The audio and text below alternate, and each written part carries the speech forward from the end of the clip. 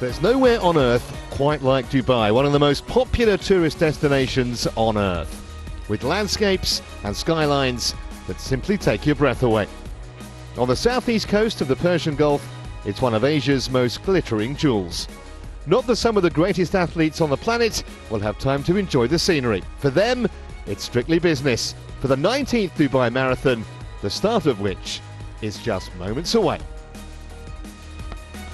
Well, hello and a very warm welcome to our live coverage of the Middle East's largest mass participation event. Some 30,000 expected to be involved today, but of course we're concentrating on the elites in a race that traditionally produces some lightning quick times.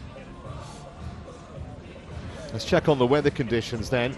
It's around about 6 a.m. local time. Temperature is 19 degrees. By the time the men finish, about 8 o'clock, it's expected to be around about 23. Hardly a breath of wind, as you can see.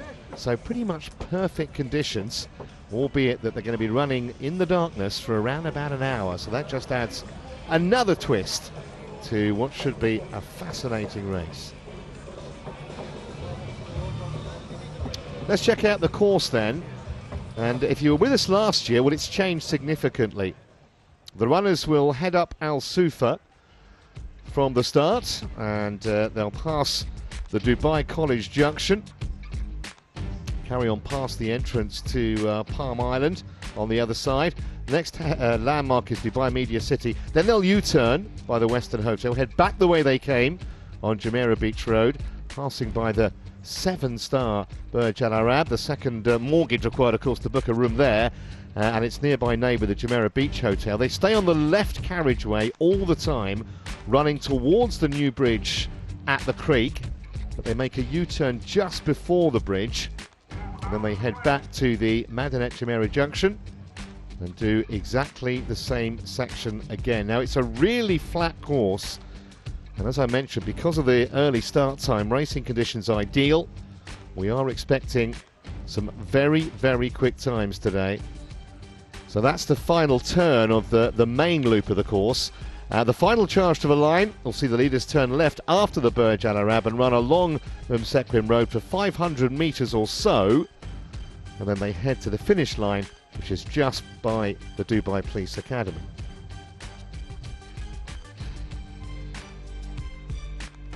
Now, in addition, of course, to the elite races, we've got arguably the strongest ever field in the wheelchair event, which is about to start. Rafa Patello, the defending champion, is in the field. He won by just 3 seconds last year from Patrick Monaghan of Ireland, who is also in that list. Then you've got Marcel Hogan, a 9-time world champion, a double Olympic gold medalist. It's his first time here. They call him the Silver Bullet.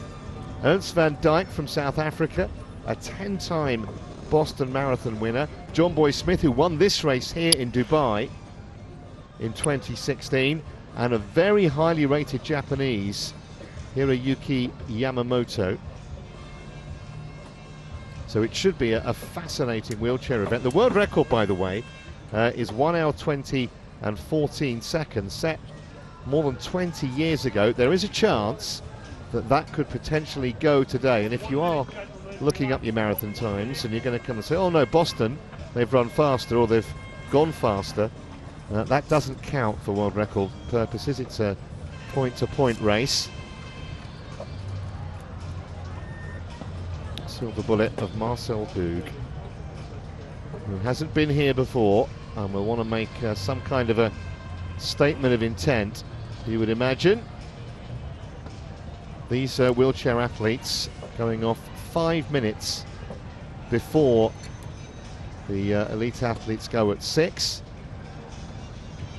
and then the fun runner, so to speak, some of which take it pretty seriously, will go off half an hour later. There's also a 10k run and a 4k fun run. And look back to when this event first started, back in 2000. Only a few thousand were here. Now 30-odd thousand. Away they go then for the wheelchair race. And as I say, we're expecting a possible world record here. About an hour and a half. We'll try and pick these up for you at various stages during the morning. But we're expecting him to finish somewhere around about 7 local time, so in about an hour and 20 minutes. And already you can see the darkness here. They're starting half an hour earlier than usually. We usually start 6:30, but it is 6 o'clock here, and already you can see the leading protagonists have dropped some of the others. But as I say, we'll try and keep you in touch with exactly what's going on in that race as we go through the morning. Well, let's concentrate then on the elite races, which start shortly. My name's Trevor Harris. I'm joined by athletics author and journalist Pat Butcher and the women's marathon world record holder Paula Ratcliffe. Morning both. Just looking at the men's race, Pat, first of all, it's a pretty strong field. Tola, of course, who we saw last year win, he was a surprise winner, I think it's fair to say. Chance he could repeat today? Oh, decidedly. I think the men's race seems to be the accent seems to be on him, whereas when we hand over to Paula for the women's race, I think there's at least 3 women with an even chance of winning there. So I suspect that might be a more competitive race. But Tola ran here in 2014 as a youngster and did 2:6:17, but came back last year having won an Olympic gold, a bronze medal rather, in the 10,000 meters in the interim, and just took a dozen seconds off the course record, which might be a bit redundant because they seem to tweak this course every year. So I suppose the race record might be a little more ideal. But I mean, if you figure that he ran faster than Haile Gebrselassie, his illustrious countryman, multiple world record holder, then now at 26.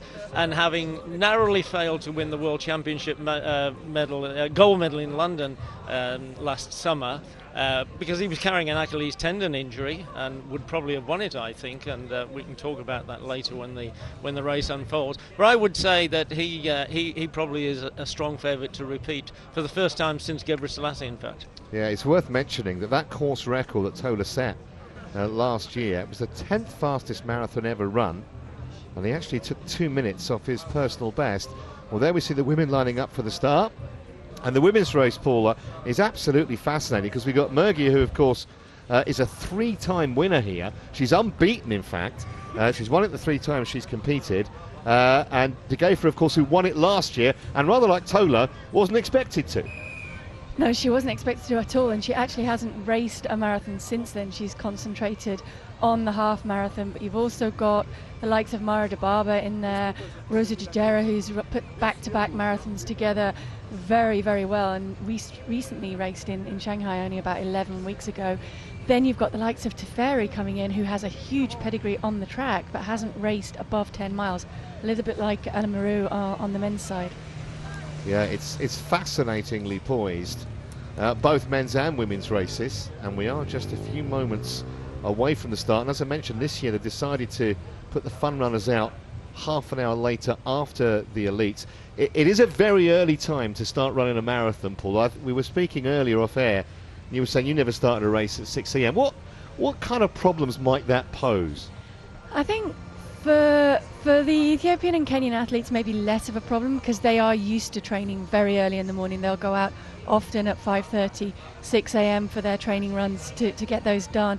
But the biggest problem for the marathon runners, I think, is managing your eating and your fuel loading in advance, because when the start's going off at 6 a.m., some of these maybe wanted to get up around 2:30 to eat, or may have decided just to eat big last night and then try and sleep through. And just moments before the start, what kind of thoughts are swirling around your head? Because you've got to presumably shut everything out and just concentrate on what you want to do. You have got to focus, but in the first couple of kilometres is when you really get those answers. Is your body with you today? Are your legs answering the questions that you're going to ask of them? And you don't really know that. You can tell a little bit in warm-up, but a lot of these girls and a lot of these guys will feel bad in warm-up and then feel great once they start racing. So they want to get it underway and feel good.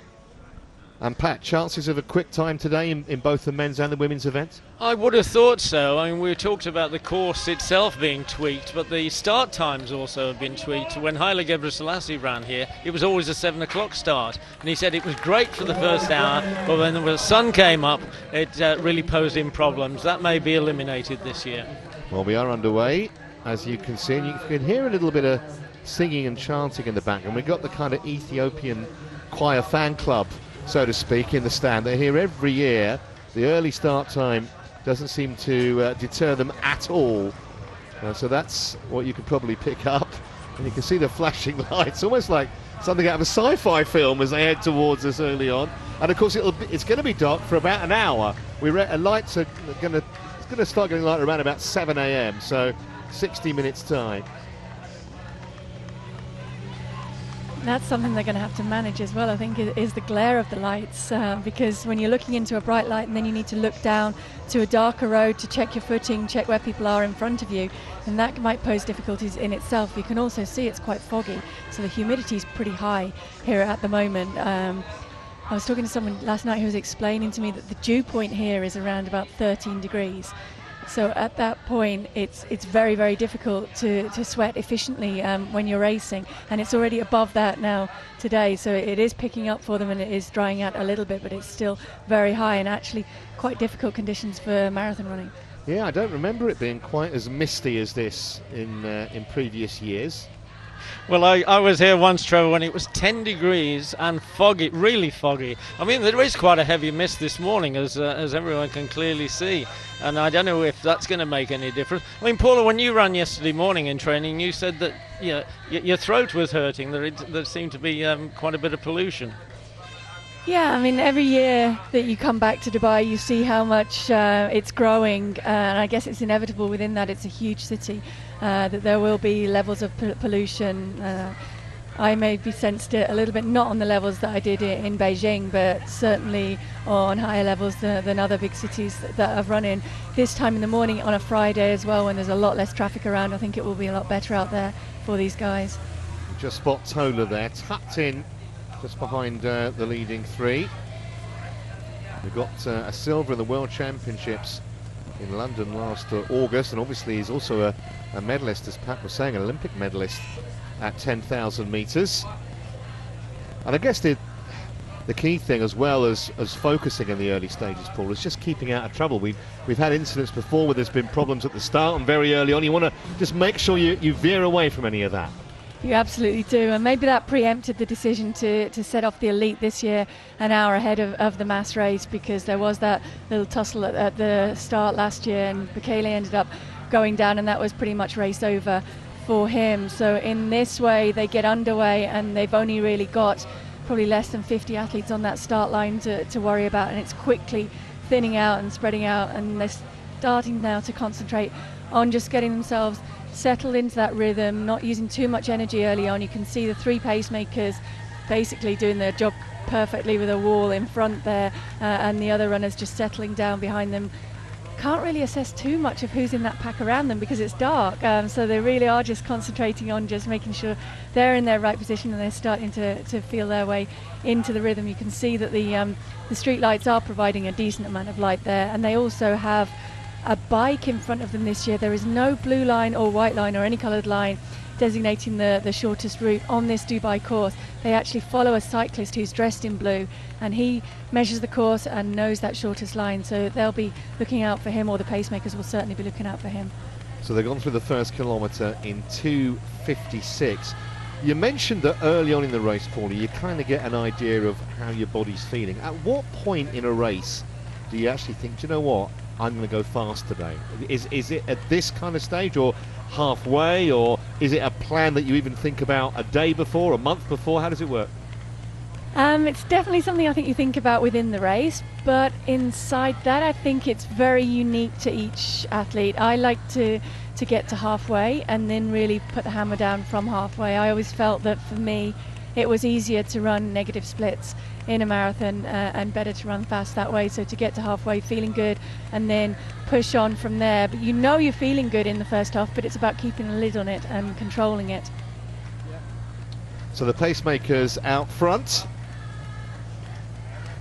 and I'm sure they're appreciating the fact that they're out on their own, so to speak. It is the loneliness of a long distance runners, plural, with the fun runners waiting in the wings, so to speak, for their turn a little bit later. And they're not doing a bad job now. The pace asked for was 61.30 at halfway, which is 14.35 through 5k, and they've gone through 2:56, so they're 1 second off. Well, we'll let them off with that one at this stage. I think they're doing a good job. What you don't want to do is go too fast in the early stages. Better to be a second or two back and then to make that up later on. Yeah, the tactical battles between the likes of Tola, Lemmer and Gesse will no doubt be played out a little bit later in the race. We've also got Geremiu in the race, another Ethiopian, who was a late entry, and he's actually, he ran a personal best of 2:06.12 last year, and that was only his third ever marathon. That was in Berlin in September, so he's 25. There's a little bit of promise there. Yeah, I think that's what Dubai is really known for, is guys coming out here, and girls, and really making it a huge breakthrough. It's probably got the biggest prize money purse on the circuit, but no appearance money. So if you come here, you'd better be ready to race well and to show that you're in shape. And I think that's why, as well as the flat course and the good conditions, it's produced fast times year after year, because these guys know that it's an opportunity for them to really make that breakthrough and to come here in good shape. If you're not in shape, they often don't bother turning up. Well, what's interesting is 2012, 13 and 14, the race was won by a debutant in the men's on the men's side on each occasion, and my goodness me, that's a slightly faster second kilometre that Paul is just indicating on screen. So yeah, every race director and race promoter wants to think that they've got a world record course. This certainly is a world record course, and it's going to depend very much on how these guys work together and how the weather conditions pan out. But at the moment, it's all looking good. But just to go back to those debutant winners, some of them go on to greater things, and others seem to disappear. I mean, the course record prior to Tola running 2:4:11 last year was set in 2012 by Ayeli Abshiro, 21-year-old. He did 2:04:23 out of the blue. He and two other very fast Ethiopians got selected for the London Olympics. None of them finished the race, and he has seemed to have disappeared. Whereas Tola, in contrast, almost won. But for that injury, I don't know if you agree with me, Paul. At 35k, he looked as if he'd won the World Championships in London last summer. Yeah, he did look really strong, although listening to him talking in the press conference the other day, he said that it was one of the hardest races that he's ever raced in London, and that he really did struggle in those closing stages, maybe because of the injury and the lack of training in the build-up too. Just going back to the prize money that you mentioned, Paul, it's $200,000 to the winner today. Same for the men and women. We're egalitarian in this sport. And there's also a $250,000 bonus if the world record goes. The world record for the men, by the way, just want to make a note of it, 2:02:57, set by Dennis Kimeto of Kenya. That was in Berlin 4 years ago. The course record is 2:04:11, and for the women, I won't even embarrass you by asking you what the time was, Paul. It was 2:15:25, and the course record was 2:19:31. But as Pat says, it is a different course, so always a little tricky to compare like for like, because it's not really. But that was a quick second kilometre. Yeah, I think I agree with Pat. I think it's a little bit too quick, although that was the pace of the pacemakers, and you can see there is a little bit of a gap opened up behind, just now starting to get bridged, but it's already starting to fragment a little bit the field behind them. They know that it's fast. These guys will be very in tune with their own bodies, the paces that they've trained at, and a lot of the ones who got slightly burned in the past maybe came here last year, went too fast in the first half. Tola was the only one who was able to hold it together anywhere near well in the closing stages of last year, so a lot of those guys will have learned those lessons, and you can just see their third kilometre has popped up 2:53, so it's still very, very fast. They have scaled it back a little bit, but there's probably been some shouts come from behind as well, ease it back. Interestingly, these are three Kenyan guys pacing for majority of Ethiopian guys racing today. I don't know whether that's significant or not, but the world record is held by a Kenyan. Indeed it is, and in fact only Kenyans and Ethiopians have ever won the men's race. 7 Kenyans and 11 Ethiopians, and when we showed you the start list at the beginning of the show, that list obviously dominated by runners from those two particular countries.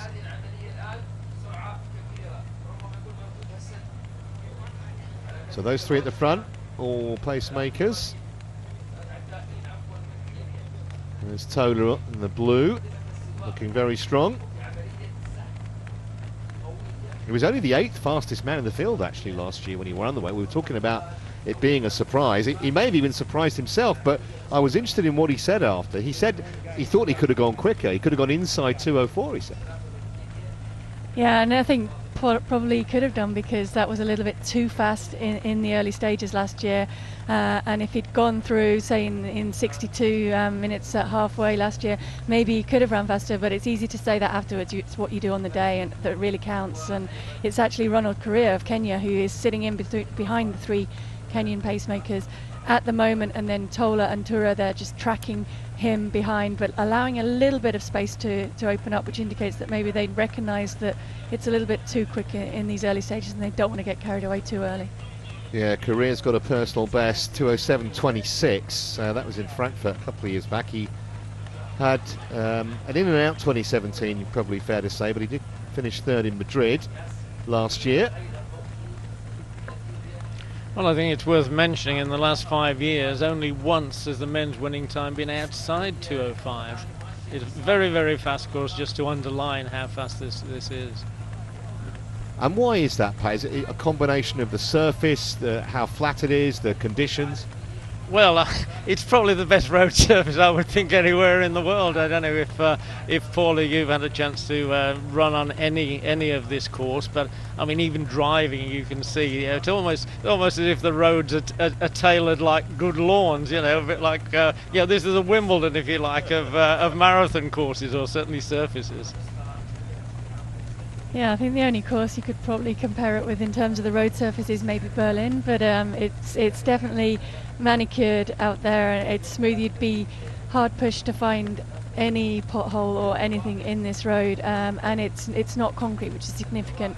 We see the 4th kilometre, they've settled down back now into that 2:56, which is better, and there's probably some relief in the pack behind that's eased back to that pace. They do see the clock on the car in front of them, so every kilometre they will see the previous kilometre or the kilometre they've just passed flash up on the car in front of them to give them an indication of how fast they're going. There was some debate over whether they would get shouted out to them, the splits every kilometre last night. I'm not sure whether that's happening or not, but certainly they will see the cumulative time and the individual kilometre splits. That's Seifu Tura on the right hand side of your screen in the orange, running alongside Tola, who's one of the youngest in the field. Is in his early 20s, hasn't got too much marathon experience, but he was 2nd in Seoul just a couple of months ago. In fact, he ran inside 2:10. I mean, just to go back to that lead car, which is showing the runners the cumulative times, I think it's also got a facility for showing them what that means the finishing time would be. So, I mean, they should be getting a lot of very good information out there. Well, we've seen every time we look at those pacemakers, we see them every kind of 10-15 seconds just glancing down at the watch. So they're clearly taking their duties very seriously, as they should, to try and set up as fast a time as possible here. I mentioned sorry, Pat. I mentioned Paul Tura there, the youngster. What do you think is kind of the prime age? When are you at your peak? I know I'm asking you these difficult questions, and you're grinning at me. What's a peak age for your average marathon runner? Well, again, I think it's very individual. It used to be that the marathon was an event that you would move to towards the end of your career. So you would race first on the track and gradually progress up the distances, a little bit like I did. So I was 28 when I ran my first marathon, 29 when I ran the 2:15 in London. But now you see people coming straight to the marathon and almost skipping that phase of racing over 5,000 and 10,000 metres and half marathon, and people making debuts. I think we've got an 18-year-old making a marathon debut here today. So it can really, really vary. I think the significant thing is more that I believe you have a certain number of top class marathons in your legs. So whether you start that at 20 or whether you start that at 30, that's going to sort of signify how long your career is probably going to go on. And if you race hard and you race often, then you're going to have a shorter racing career than if you race less often and maybe don't push it right to the well every time. Well, that ladder on screen, you can see that all of the top hopes, top favourites are right in there behind the pacemakers, if a few metres behind. But at an accelerated pace like this, it's hardly surprising that they're staying off the back of those pacemakers. Just going back to what we were saying about age, Paul, because it works into this quite well. Mo Farah has been so successful, 5,000, 10,000 metres, had a stellar career. He now is going into marathons. The fact that he's run 5 and 10 for so many years, does that possibly take something out the legs? He was just talking about it, or do you think he can have a phenomenal career over this longer distance? It's a good question, because I think that, in all fairness, for Mo Farah, he's shown that he's the best in the world over 5 and 10,000 metres, double Olympic champion, how many times world champion. He's put those races back to back, and he's shown that he is the best in the world right now over those distances. He hasn't shown that yet over the marathon, and he is also world class over 1,500 metres. So to have that range from 1,500 metres right up to the marathon is a very, very big ask. I mean, we see Galeta Burka running out here. She's run 3:58 over the 1,500 metres on the women's side, and only so far 2:26 at the marathon. So it is a big jump, and the style of running, the efficiency of running is very different. So Mo's aware of that, and I think he's more relishing the challenge of the fact that it's a distance he can sort of get his teeth into something fresh and see how he is at that, and take the not the staleness, but I think he just felt that he'd done everything that he could do on the track, and now he wanted to take on a new challenge. Well, time will tell. You can see on screen there, they're 10 seconds inside world record pace after the first 5k. Is that a bit quick, Pat, do you think? Well, I mean, as Paul indicated earlier, it's well, certainly that second kilometre was a bit rapid. I mean, it really is too early to tell. You know, when the current world record was set, they did go out at a very frantic pace, but then dropped off in the middle of the race to something which was quite sedate, but then came with an almighty sort of last 5-10k. You really can never tell. I know you've been following the sport for many, many years, Pat. What's your view on Mo Farah and his marathon potential career? Well, I've already been on air at the after the World Champs saying that I thought that maybe he sort of lacked that concentration factor to be going all the way to 42.19 5k, and he's done so much, and I mean, Carlos Lopes of Portugal won the Olympic marathon when he was 37 years old, so age is not necessarily a deterrent, except that Lopez was injured a lot during his career, and I think he just maintained that sort of that excitement about world-class running, that when he got back into it, he capitalised on it, so that's why he could win the Olympic marathon at 37. But Mo has done so much, I just wonder if that's going to be a sort of slight deterrent to him, maintaining excellence across the distances, as Paul says, from 1,500 metres to 42.195.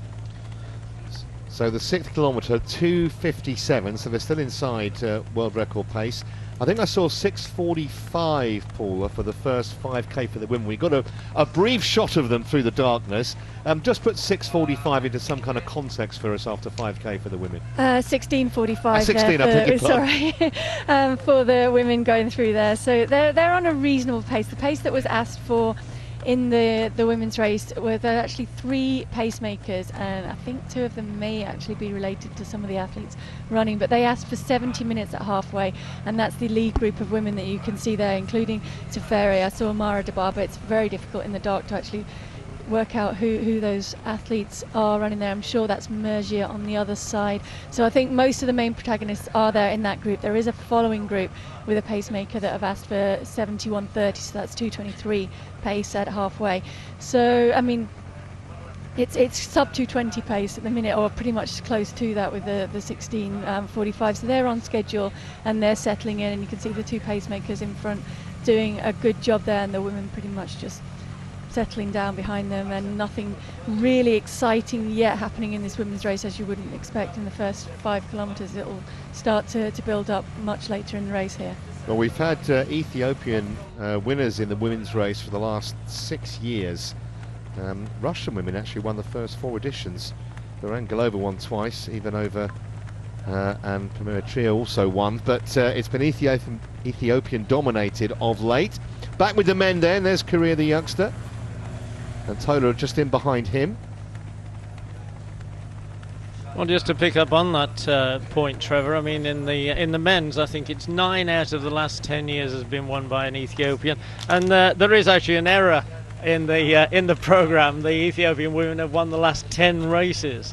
I think Aselefetch Mergia, one of her 3 victories, she's somehow turned into a Kenyan. I mean, and this race did used to be pretty much even-handed between Kenyans and Ethiopians, but in recent years it seems to have devolved very much into an Ethiopian race. I don't know if the Kenyans just don't like running so early in the year, maybe a bit too many Christmas festivities or what, but it's certainly been Ethiopia all the way the past decade.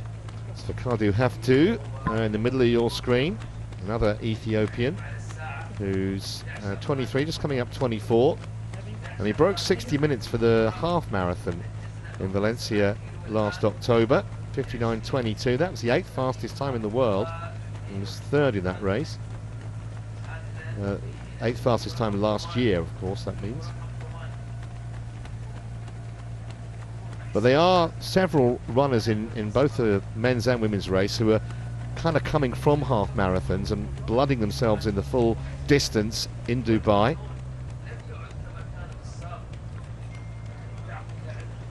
Well, speaking of which, Ayanu of Ethiopia has got some terrific track times, really, really rapid. Under 7:30 for 3K or 3,000 meters on the track, and actually 12:48, which is quite an extraordinary time for 5,000 meters. And he's run good 10K and right up to 10 miles as well. So I mean, if he can keep it together, that tradition of debutante winners here might extend to him.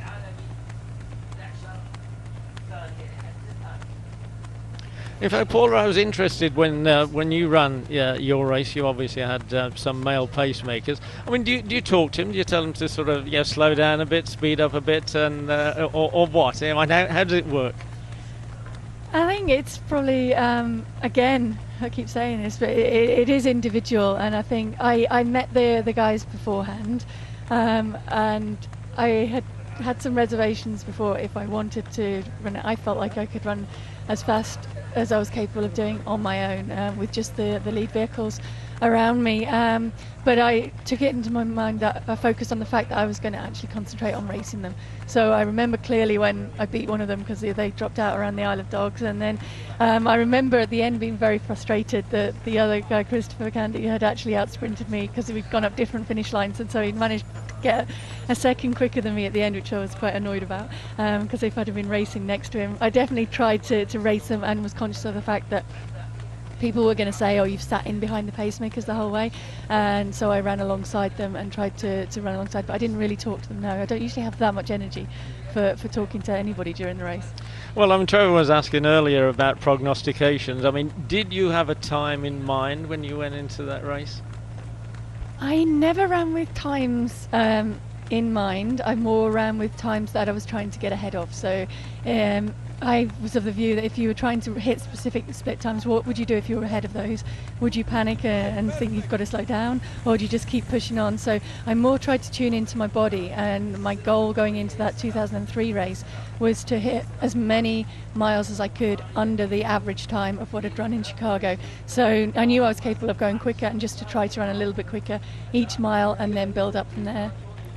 Well, we're about a fifth of the way through the men's race, and they're still well inside world record paces. You can see there 13 seconds inside to be precise, 8 kilometers in, 23:29. They have covered that distance in. It's very, very quick, although we have seen this in previous years. In fact, certainly 2 years ago, Paula, when we were here, I seem to remember a similar kind of figure at this stage, and it didn't transpire into anything close to a world record. Yeah, I mean, it's a difficult area. You can see there Tola looking very, very strong. He's moving forward in this pack for pretty much the first time. He's controlled it, but he's not really made any significant move, and I don't think this is a significant move yet.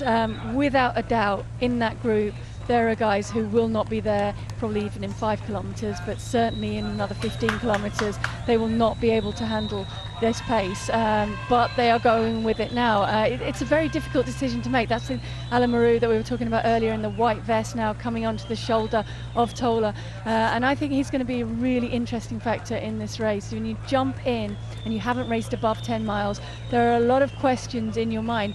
But he was down on the start list to race last year, didn't come because he wasn't ready. So clearly he knows what it takes, what the shape he needs to be in, and he knows the training that he's done. So either he's over-committing early in this race, or he is in shape to come here and race very, very well and give Tola a run for his money. Yeah, and plus also, when you are so inexperienced at this distance, you know, it's not unreasonable to expect you may make some mistakes early on. You have to, you wouldn't be human otherwise. Exactly, and I think it's a nice position to be in. You can come to the marathon and you can say, okay, I can take some risks here, because if I screw up, it's my first time and I'm just learning. And let's face it, the way we all learn is to make mistakes out there. So it's a little bit of pressure off when you're a debutant coming into the race, and you can maybe do some things that you wouldn't do if you were a more seasoned, experienced marathon runner. Well, it's worth mentioning that he's the same age as Tola, 26 years old, but he's been as conservative almost as you were with your marathon debut at 28, because Tola was running marathons when he was 22. He certainly came here when he was 22 and did 2:6:17. We've just gone through kilometre number 9 in 2:56, so it ain't slowing much. 26:26 the cumulative time for the first 9 kilometres, 14 seconds, as you can see, inside world record pace. Trying to remember from memory a couple of years back when they started kind of seriously regressing. I think it was just past halfway, somewhere like that anyway. We'll see. Yeah, if you think back maybe to Monza and to the breaking to beard that happened in, what was it, April-May time, there the guys were able to hang together till halfway, and it was then that people started to drop off. So really those questions start getting answered around halfway. Before then, a lot of these guys are capable of hanging with the pace that they'll need to do. They can run 61-minute pace for half marathon, most of the guys in this group, but it's whether they can handle that and carry it in their legs in the second half, and there we'll see the questions start getting answered. Well, you'd be a good judge of this, Paula. I mean, Tola's best half marathon is 59:37, so that's close to 2 minutes outside the half marathon time that they're looking for here. Is that just about right, do you think? Yeah, I would guess. It's probably about right. I'm trying to think more from the women's side of it. So I think when I ran my personal best, I went through in just outside 68 minutes, and probably on the half marathon I was capable of not much quicker than I'd run. So I'd run 65:40 for the half, or actually I ran that afterwards, but I knew I was in that kind of shape. So yeah, that kind of 2.5 minutes maybe for the women, for me, seemed about right. Having said that, in London last year we saw Mary Keitany go out in 66 high, which was very, very quick, and she was able to hold it together in a way that I think surprised me and surprised a lot of people, the way she could hold it together in the closing stages. We saw the damage that did to the likes of Tirunesh Dibaba and Vivian Chariot behind her.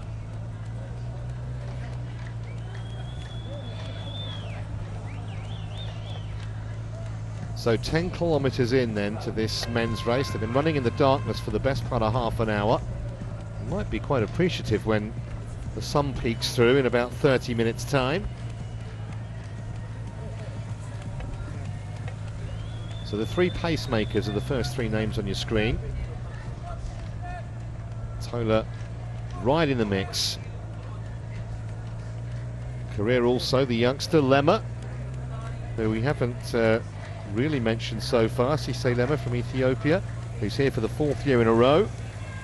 Was 5th on debut actually a few years back, then 4th in a personal best. He's run just over 2 hours 5 minutes, and he was 3rd last year. So that is progression: 5th, 4th, 3rd.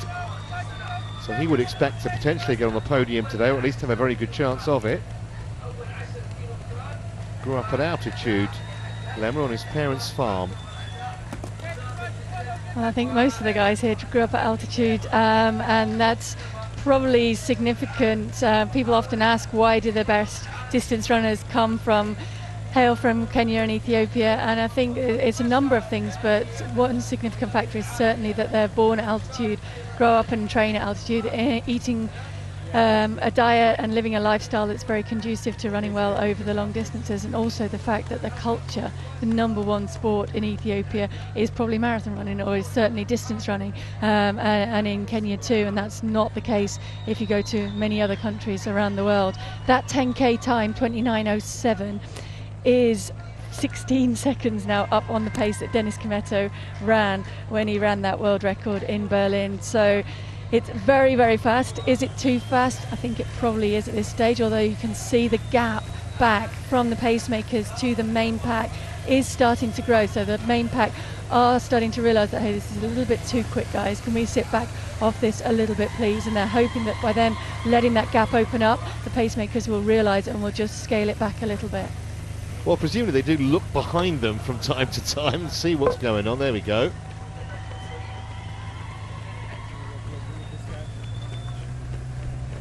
Well, this is a bit bold, isn't it? Yeah, this is maybe a little bit naive, or maybe he's just testing people out a little bit, saying, okay guys, you think this is fast? Well, this is, for me, this isn't fast. And it isn't for him yet at this stage, but it's very, very early to be doing that. What he's trying to do is just bridge that gap back so that he's sitting back in that almost V formation that was probably made a little bit famous by Eliud Kipchoge in that breaking two bid, and how they ran that V formation, but with a lot more pacemakers, and with a pacemaker formation that they knew was going to be consistent and going to be there all the way through the race.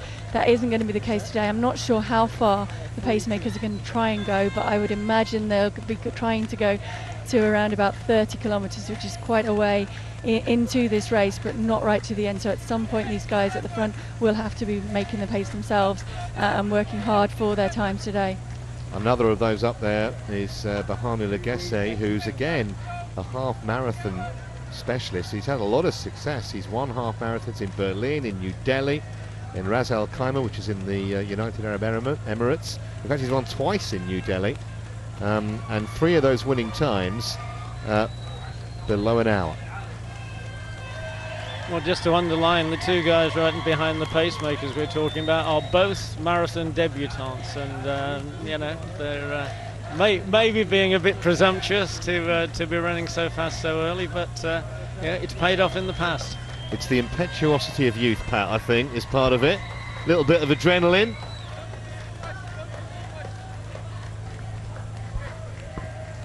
And the experience of the likes of Taylor in behind is not going to be fazed by that. I don't think he's going to be particularly concerned that 2 young marathon debutants are trying to put the hammer down after 10 kilometres.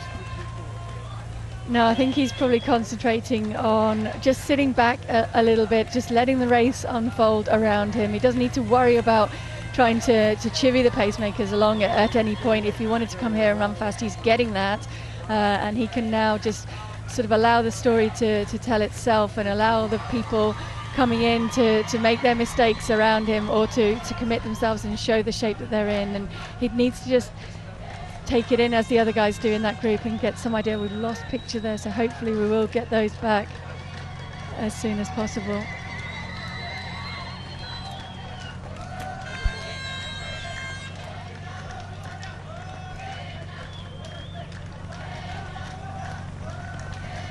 So you can see that the second 5 kilometres, as opposed to the first 5, was a bit quicker, 9 seconds quicker. You can see Mara Dababa there with a water bottle, just dropped the water bottle, sitting right behind the pacemakers. Behind her, I think it is still Teferi, although it's very hard to read on the screen, I'm afraid, at the moment.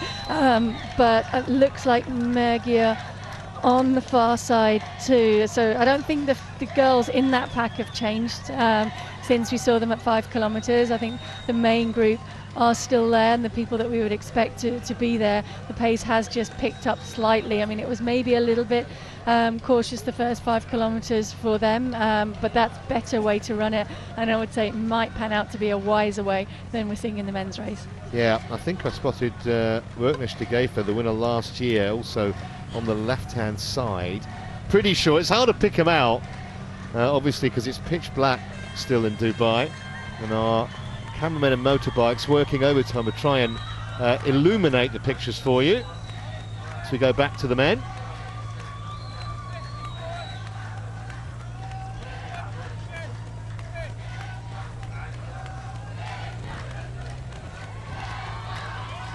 Tola looking really relaxed. You have two in behind him. 21 seconds inside world record pace, 12 kilometres in. They are not slowing down. I think, and correct me if I'm wrong here, Trevor, but I think that world record is actually the even projection or the even pace that would be required to hit the world record, rather than the actual splits that Dennis Kimetto ran when he did that. I'm not sure whether that's significant or not at this stage, but they're probably not going to run it in an even split way today. Certainly the way they've committed early on. I'm just looking now to see if I can see where Alan Maru has gone. He is further back. He is still in there. He's just dropped further back down that pack, and it's now Tola who's reasserted his dominance at the front of the main pack of racers in this field here today, but already starting to thin out a lot. Yeah, so it's a little brief sojourn towards the front for those two. They've now dropped back into the main little bunch, just behind the likes of Tola and Haftu. And Korea on the well, kind of in the middle now in the orange vest.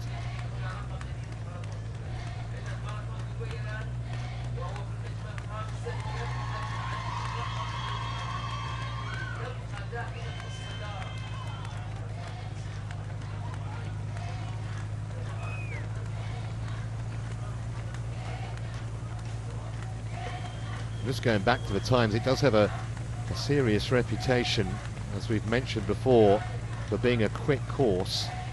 And 2012, 4 men ran sub 2 hours 5 minutes, and the winning time, which was Abshero's 2:04.23, was the 4th quickest ever at the time, and that was on his marathon debut.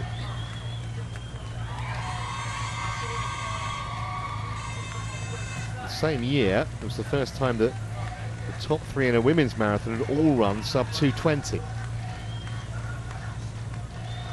I'm just looking in that pack, and alongside Alan Maru there is a runner who has number 2413 on their vest, and I'm afraid I don't have any idea who that is, but he's right up there in the leading pack. I don't know if he was a late entry or picked up the wrong number and didn't have his name on his bib, but the others do all seem to have their names on their bibs. He has a number there instead. I think all of us are scratching our heads at that one. We'll try and find out for you who that might be. Well, you will get this occasionally, where a top class runner will be a bit miffed at not getting an entry in the race, so they'll just put in a citizen's entry, if you like. They'll turn up and and try and prove their point.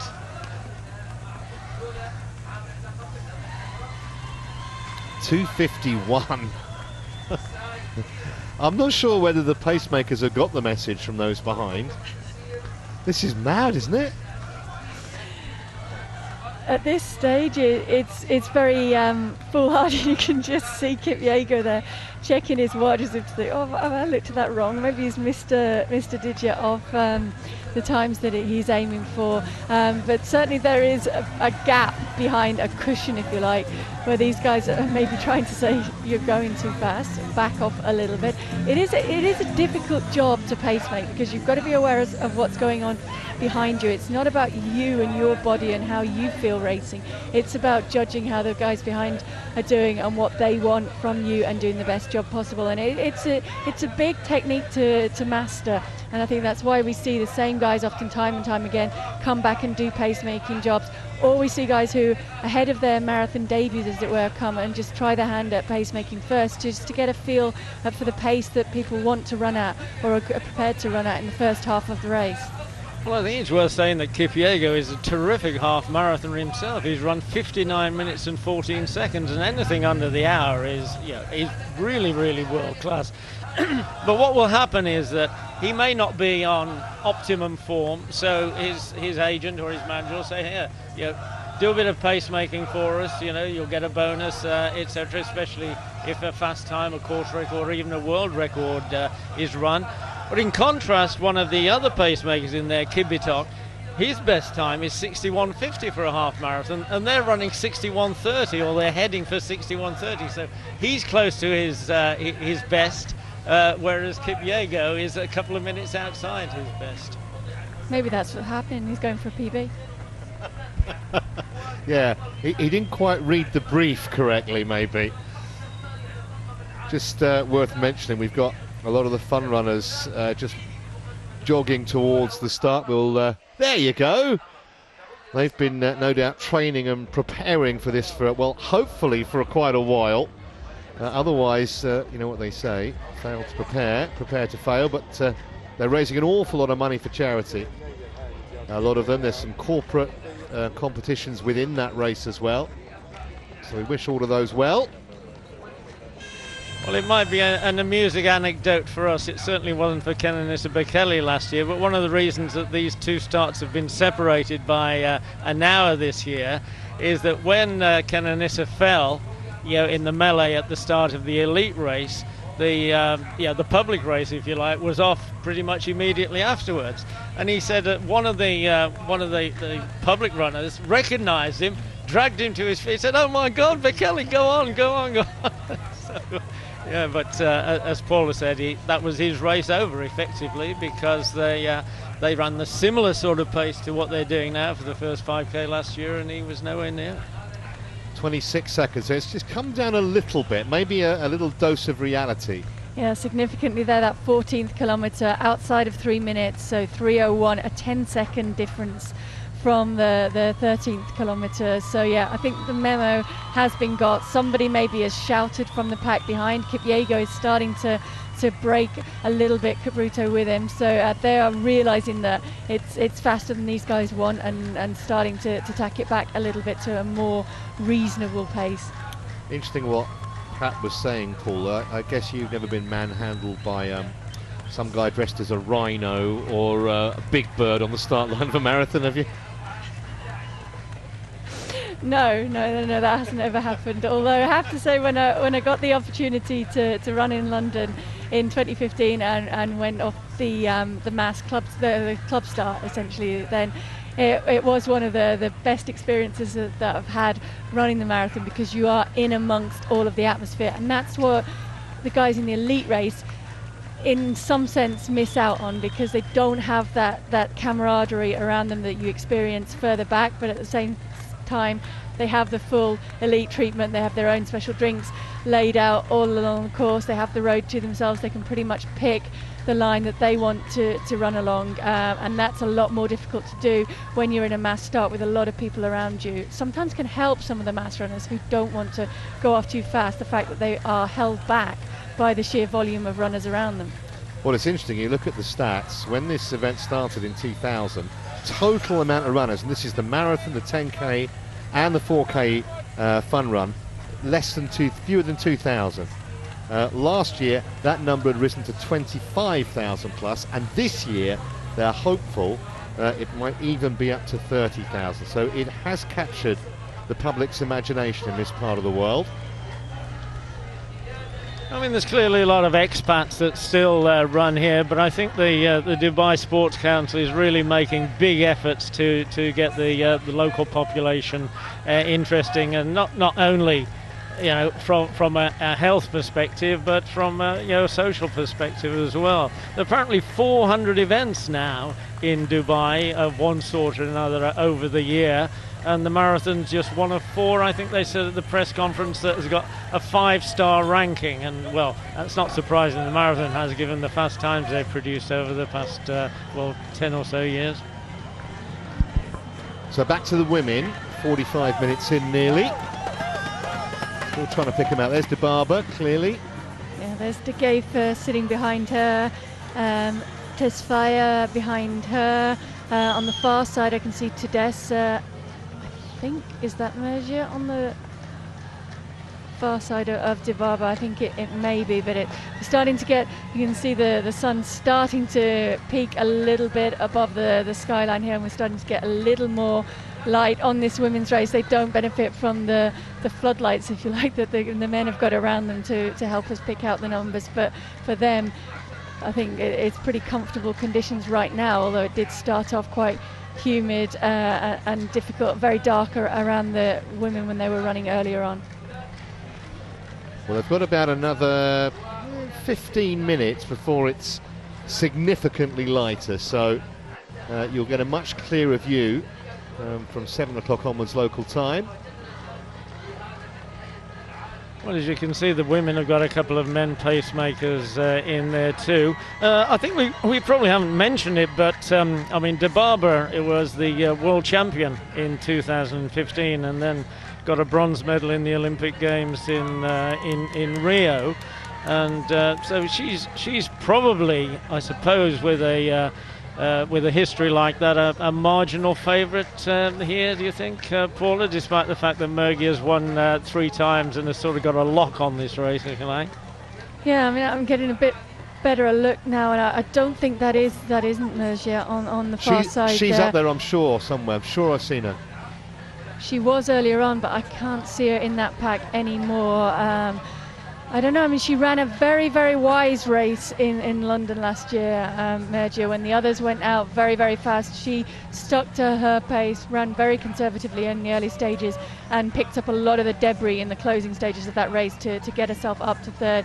But prior to that, it really had been Mara Dibaba who'd kind of got it right more often in the big races, particularly in the championship races, and she's right up there now today, looking very, very good. De Geefer debuted here last year, surprised a lot of people, and has come here this year with that weight of expectation on her. People are expecting her to reproduce what she did last year. So far she's shown that she's capable of doing that. She's certainly tracking Mara Dibaba. She's not interested in going in front of her. You can see the eye line focusing on the heels of Mara Dibaba in front of her, and she's not going to commit too much in this race at this point. Are you surprised, Paula, that De Geefer didn't do more marathons in 2017 rather than half marathons after what we saw from her here in January? Yeah, a little bit, but she is young. She's still got a lot of a career ahead of her. Maybe she decided just to scale back. She had made a lot of money in her first marathon race here, so she didn't need financially to race another marathon for the rest of that year. Maybe it was a long-term plan to her to come back this year and in between her to work on her speed and just race a few of those half marathons and gain racing experience before she really goes on to the championship stage at the marathon. Well, after that slower 14th kilometre, we've gone back to, well, normal service has been resumed. 2:56 for kilometre 15, 2:54 for the 16th kilometre, which means 47:03 total, 20 seconds inside world record pace. So they've picked it up again, and it's now, as you can see, significantly lighter.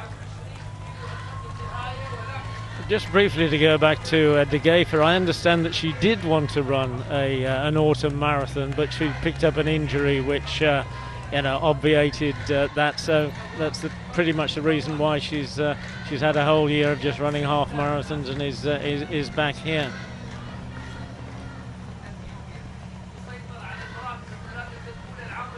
Dibaba and De Geefer, just a cigarette paper between them at the moment, those two big names. Looks like Tadesse on the far side, who was an unknown when she first came here. It was back in 2011, and then she smashed her personal best by more than 6 minutes in that race. And since then she's won in Seoul, Shanghai and in Paris, although she has had quite a few injuries over the last few years, so good to see her back fit again.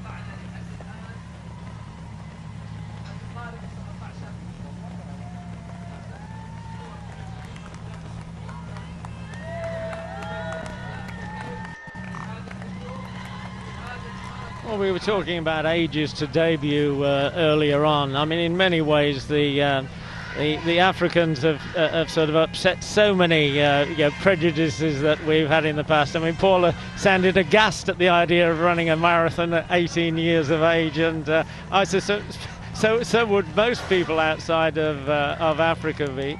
But I mean, a lot of the women here are fairly mature nowadays. They're in their, well, in this race in particular, they're in their late 20s as the dawn really is breaking now, and so is the pace in the women's race by the looks of it. Yeah, I think Dibaba and Degefa there deciding with Tudessa following them. Oh, she missed a drinks bottle, Myra Dibaba, so she's just gone back for that. It is a technique in itself to which some of these women maybe need to practice, to make sure that you are aware of when those drink stations are coming up and that you can move ahead to get that. So what we may have been seeing there was Dibaba trying to get ahead. She was on the wrong side of the road. The drink station tables are all on the left-hand side. So if you're running on the right-hand side of the pack and you're coming up to 5, 10, 15, 20 kilometre, 25 kilometres, you need to start to get on the other side of the road to be able to sight your bottle and to be able to get it without any mishaps. And she didn't quite manage to do that. So that was probably the reason for them accelerating there, was to try and get on the right side of the road to be able to get their bottles, or the left side. So back with the men, kilometre 17, 2:55. So this is starting to get interesting now as we head vaguely towards halfway. 21 Ks will be the halfway point, there or thereabouts.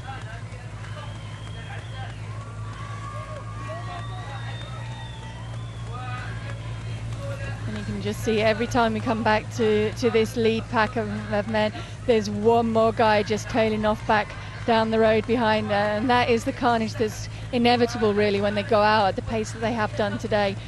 As we said a while back, there are only going to be a certain number who are going to be able to absorb that pace and to carry on running decent in the second half of the race. Tola's certainly one of those, and there will be some more in that group behind him, but every time you can see the gaps growing and growing back down the road, and some of these guys are not even going to be able to finish today because of the pace that they've committed to early on in this race. Well, fair play to Tola. He's making no bones about this, is he? He's putting his stamp on the race, pretty much as he tried to do in the World Championships last summer when he was carrying that injury. But he said when he started back in October after a 2-month rest to get over the Achilles tendon injury, he's just been feeling better and better and better. So that's why he's so confident, I think. Yeah, he's got that smooth style. As we head back towards the start line for the mass participation event. Fantastic to see so many people in this part of the world just raring to go for a marathon. Some of them, of course, will not have run a marathon before. A personal achievement just to complete, not bother too much about the time. Well, it's interesting you should mention that, Trevor, because I was wanting to ask Paula, when the marathon boom sort of first began in earnest about 30 odd years ago, I remember newspapers running 8-week training programs, which I just thought was insane. I mean, when people ask you about what should I do, what do you say? I mean, I'd say, well, don't train for at least a year. Oh, I don't know about a year. I think a lot of people might get hurt if they train for a year. Certainly lose motivation if they train for that long ahead of a major target. I think if you've never run before, then you're looking at a 16 to 20 week build up to be able to comfortably run a marathon and enjoy it. But for these guys, they can turn it around in 6, 7, 8 weeks certainly. So when you already have a base level of fitness, then you can come into a marathon and build up to it a lot quicker than if you're starting from scratch, which is probably normal. And I think if you're just trying to get around a marathon and you're trying to run in the 4-hour range, then you don't need obviously as intensive a build up as if you're trying to challenge the 2-hour barrier. I mean, what lead-in period did you have from the time when you thought, I've got to start thinking about marathons now, until you actually set out on one?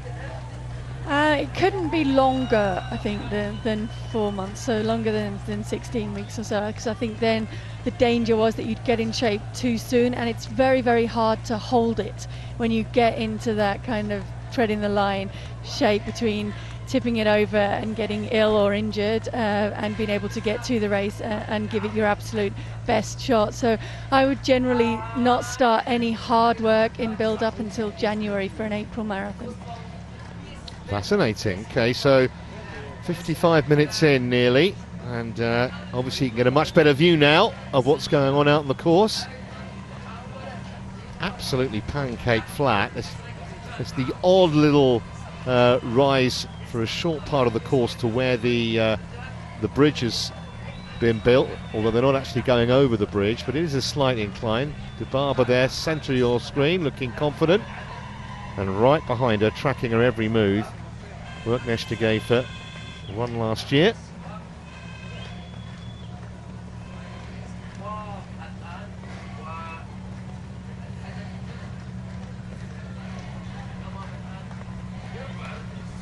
About 12 or 15 women in that little group.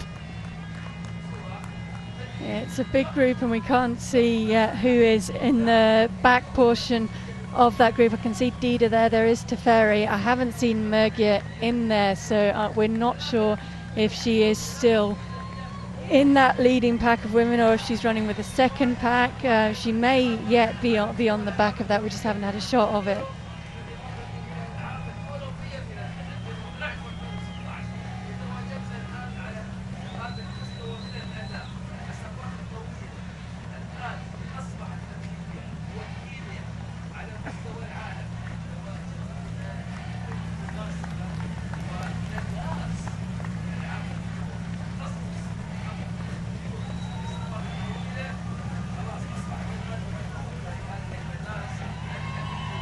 January is actually the coolest month of the year here in Dubai. I heard Pat mention earlier we had some pretty chilly days here.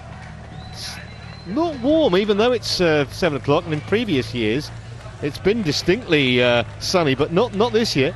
Well, I was surprised at that 19 degrees. It certainly doesn't feel that warm to me. I'd think more 15 or 16. I've worked out, Pat, that I don't know if you agree, as you get older, it feels colder. So that 15 seconds inside world record pace, that's coming down now as the kilometre times go up, per kilometre times go up.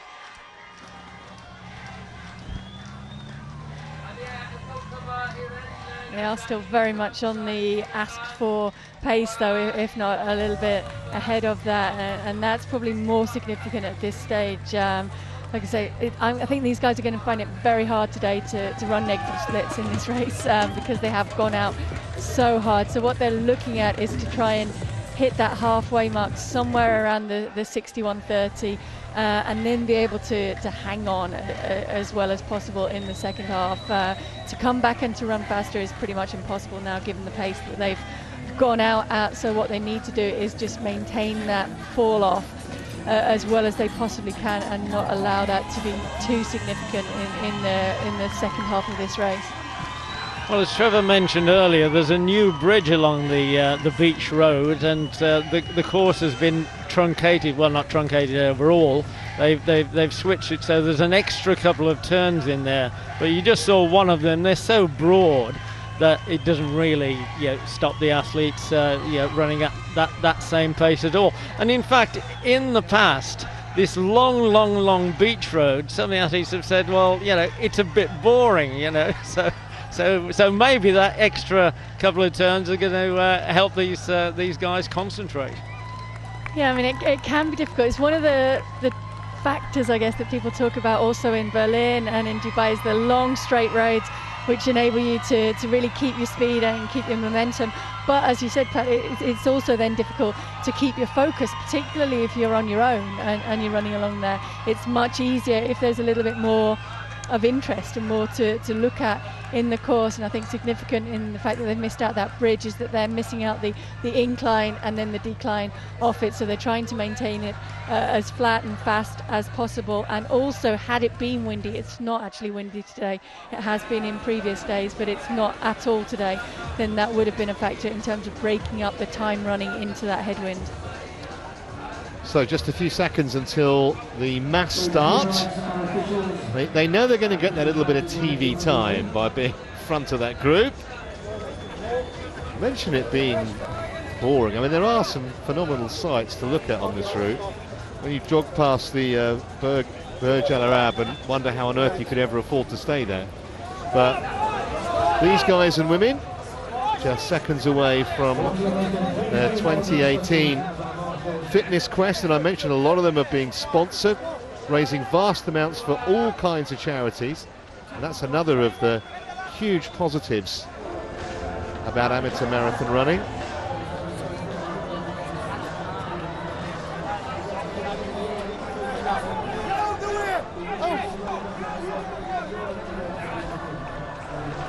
Just moving the photographers out the way because they don't want to get stampeded by this lot.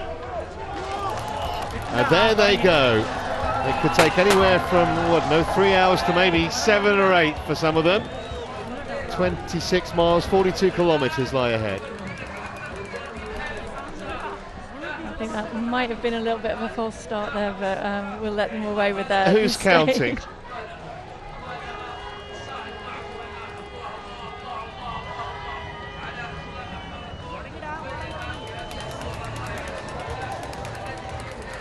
Well, good luck to each and every one of them, and we're going to be concentrating our coverage on the elite events, which, as far as the men are concerned, they're about halfway, just under halfway in. An hour and a minute on the clock.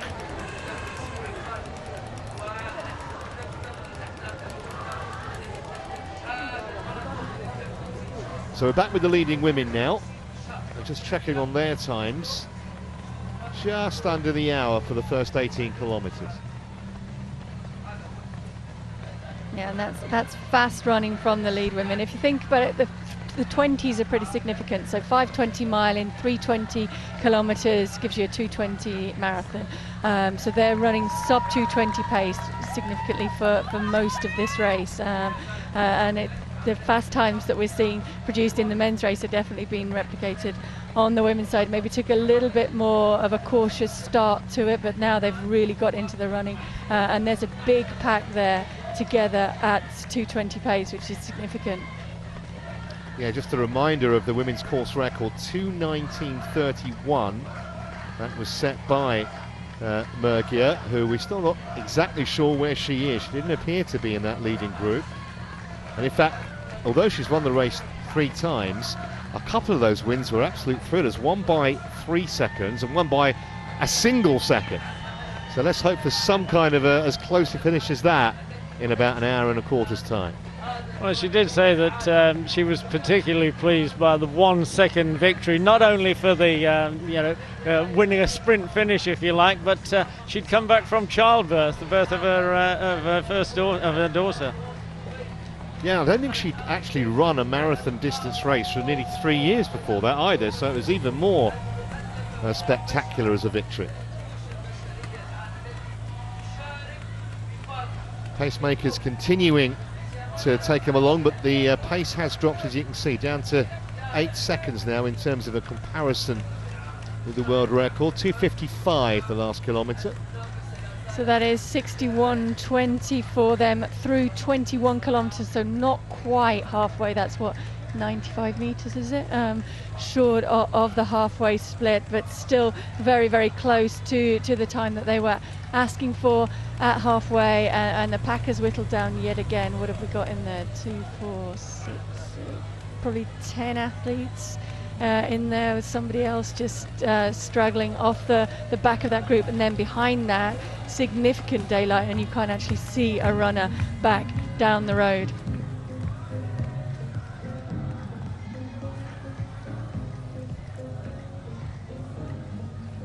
Yes, that's 9 athletes. I think they're in that lead group, with Lemma just struggling to stay on the back, to stay in touch with Gebrselassie. That's not obviously the Gebrselassie, but Lul Gebrselassie, who is hoping to make a big impact on this race and has good pedigree coming into it. Mengistu as well running alongside him.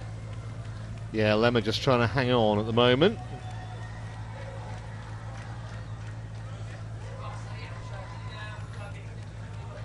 Tola has just hardly moved, has he, since the start? He looks very, very assured, extremely relaxed. Tura also has been right there from the start.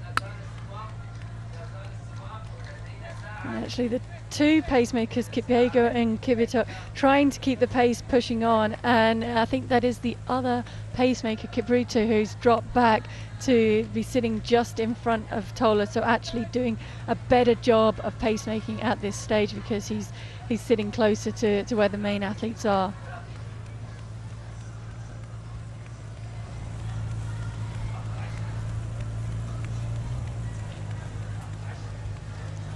I suppose it's worth reminding our listeners and viewers that there have been instances in the past where pacemakers have actually won marathon races because they got so far ahead of the chasing pack who thought they dropped out, or at least that's what they said they thought had happened, and the pacemakers ended up winning.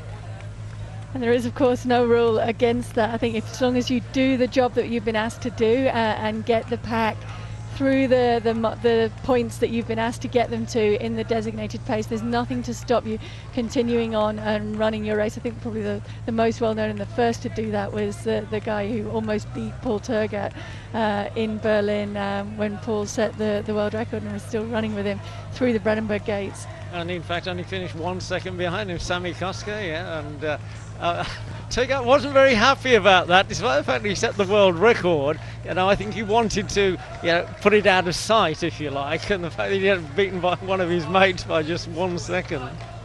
Well, I think the significant point is that it's hard to get your head around who you're racing and who you're not racing. So if you think someone's pacemaking, you're far more likely to let them push on, to let them go ahead of you. Whereas if you know that you're racing them, then you're going to want to keep asserting your authority over them, and to know in the closing stages, well, I think it's probably pretty obvious once you get to 35k, if someone's still there, you need to start racing them because they're in it for the long run. Anyone in running shoes is a potential opponent, I think, would be the safest way to look at it. Just about halfway, just before halfway, to be exact, in the women's race.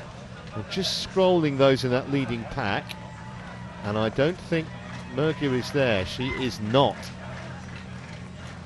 Burka is still in there, so she is running significantly ahead of her personal best time, although I would suggest that that's up for a little bit of revision. She is a great calibre of athlete, been around for a long time and really showed her pedigree, as I say, with that 3:58, 1500 metres. She's run 30:40 or thereabouts so for 10,000 metres and got medals at championship level on the track. So wants to make that step up to the marathon, very motivated to come and run well here. She was explaining to me last night that if they want to have any chance of selection for Ethiopian teams, they really need to post a fast time over the marathon, and that's why so many of them want to come here and race Dubai. Well, 10 years since she won the world indoor 1500 metres, and now running 25 miles further.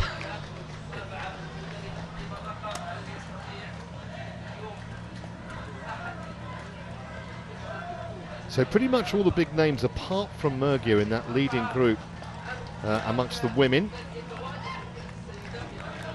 And they look very comfortable, don't they, Paula? That's I mean, it's impressive that they've stayed together in greater numbers than the men have done, which the men's a much more attritional race, as he said, with every time we come back there's somebody drops off the back of the pack. Yeah, and this packet in the men's race is starting to spread out a lot more, as in contrast in the women, they're still running pretty much in pairs in the road. So I think they have their set out at a pace in the women's race which is more likely to be sustained and continued into the second half, whereas I do think we're going to see some tailing off in this men's race. It has to slow down just because of the sheer pace that they went out at in the first few kilometres and then maintained through the first half of this race. Yeah, and exactly as we saw a couple of years ago and last year to maybe a slightly lesser extent, exactly at this kind of point in the race, just past halfway, is when they really start to feel it because they went out so quickly. Well, worth mentioning the we said the women's course record 2:19:31 by Mergia, and there's only been one other occasion when sub 2:20 has been broken here in Dubai. It does look at this point as though a fair number of women are on schedule to break that 2:20 mark. here today. And in the men's race now, I think we have lost that third pacemaker, so we're down to two pacemakers at the front of this men's race, and then behind that, as they have been for so much of this race, Tola controlling it with Tura on his shoulder. Alamaru is still in that pack behind, and then it is thinning out. I think it's now lost another couple of runners. I think Lemma has gone back down the road, and then a couple of other athletes as well. So it's whittling down, and it's whittling down quickly now at this stage with each kilometre that they tick off. And I suppose I should apologise to Kibitak. I said he was the slowest of the half marathoners that were in the pacemakers, and he's the one who's still left there out front. Yeah, he's got his PB as well, hasn't he? Yeah.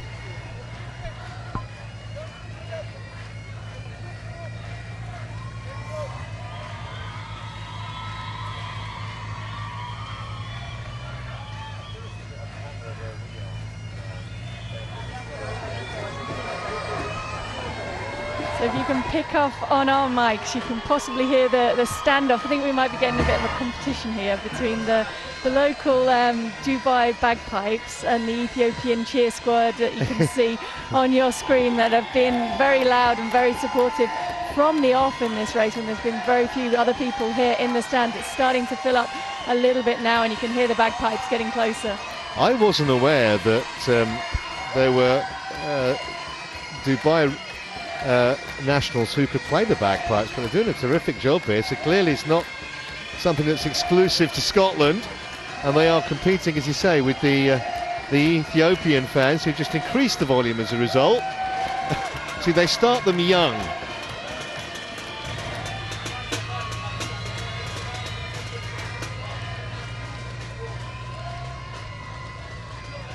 So it's down to 7 seconds now inside world record pace for the men, 24 kilometres in. You say down to 7 seconds, but it's not really slowing down. That's a 2:52 kilometre again for the 24th kilometre. Yes, that's Kibitok, but he's not opened up significant daylight on the group behind him, so they are going with that, and it's very, very fast still. There we go, just in case you didn't believe us. So we've got the kind of equivalent of the regimental sergeant major at the front with the baton. Then we've got the bagpipers, and we've got a couple of drummers at the back as well. Someone needs to invite them to the Edinburgh military tattoo or something next year, I think.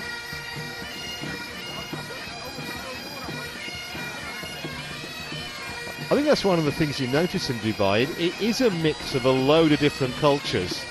I think it's something like only around 20% of the population are from Dubai originally.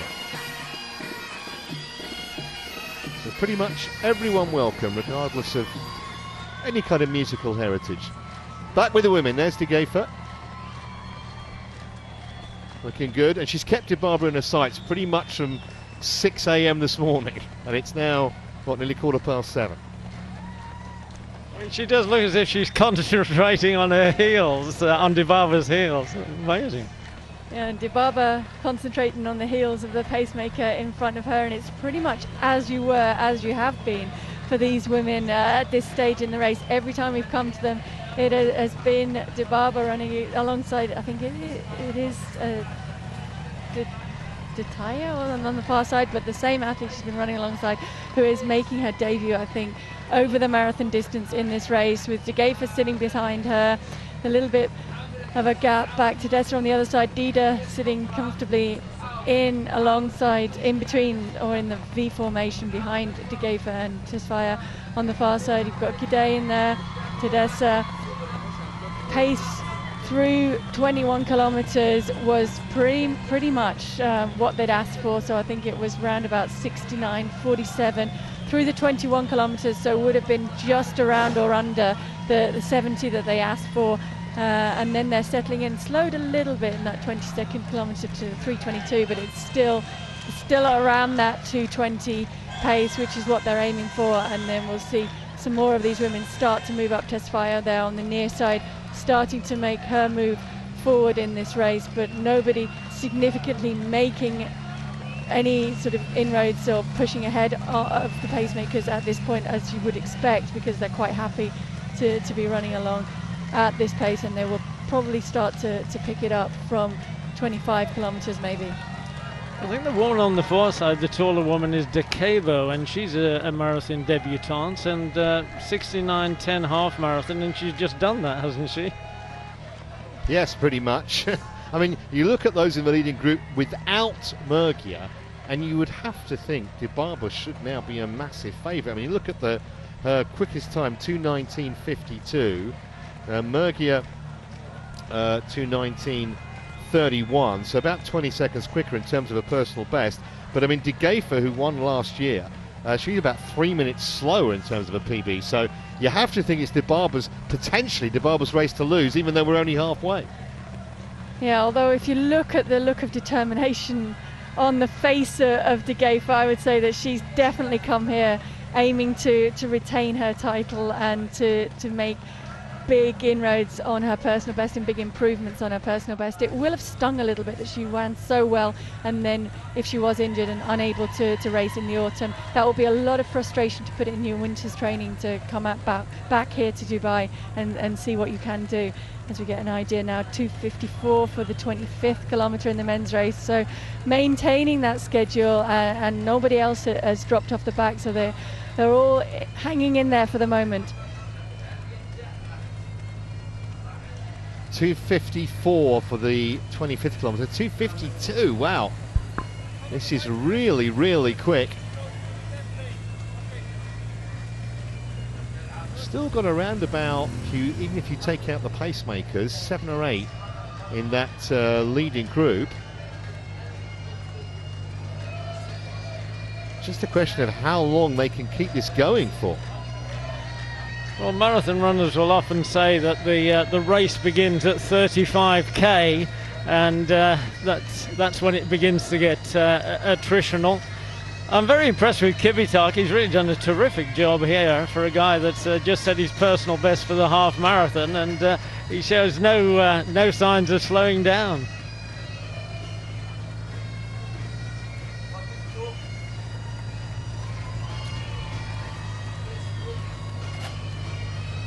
Tall figure of Tola is just third behind Kipyego, so he's still maintaining his ascendancy over the racers, if you like, given that Kibitok and Kipyego are the pacemakers. 2:57, the most recent kilometre.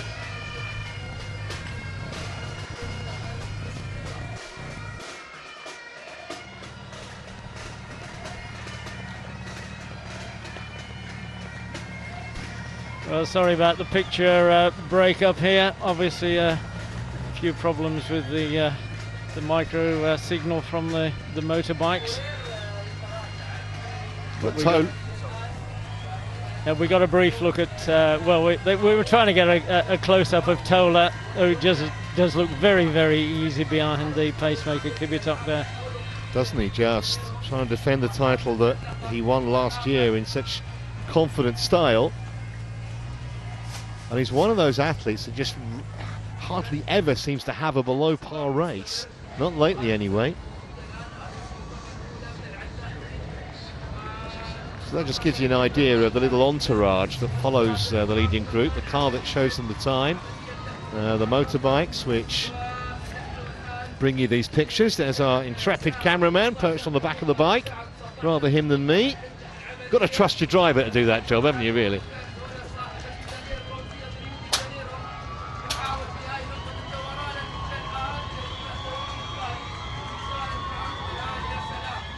So single file for the men through, well, nearly an hour and 20.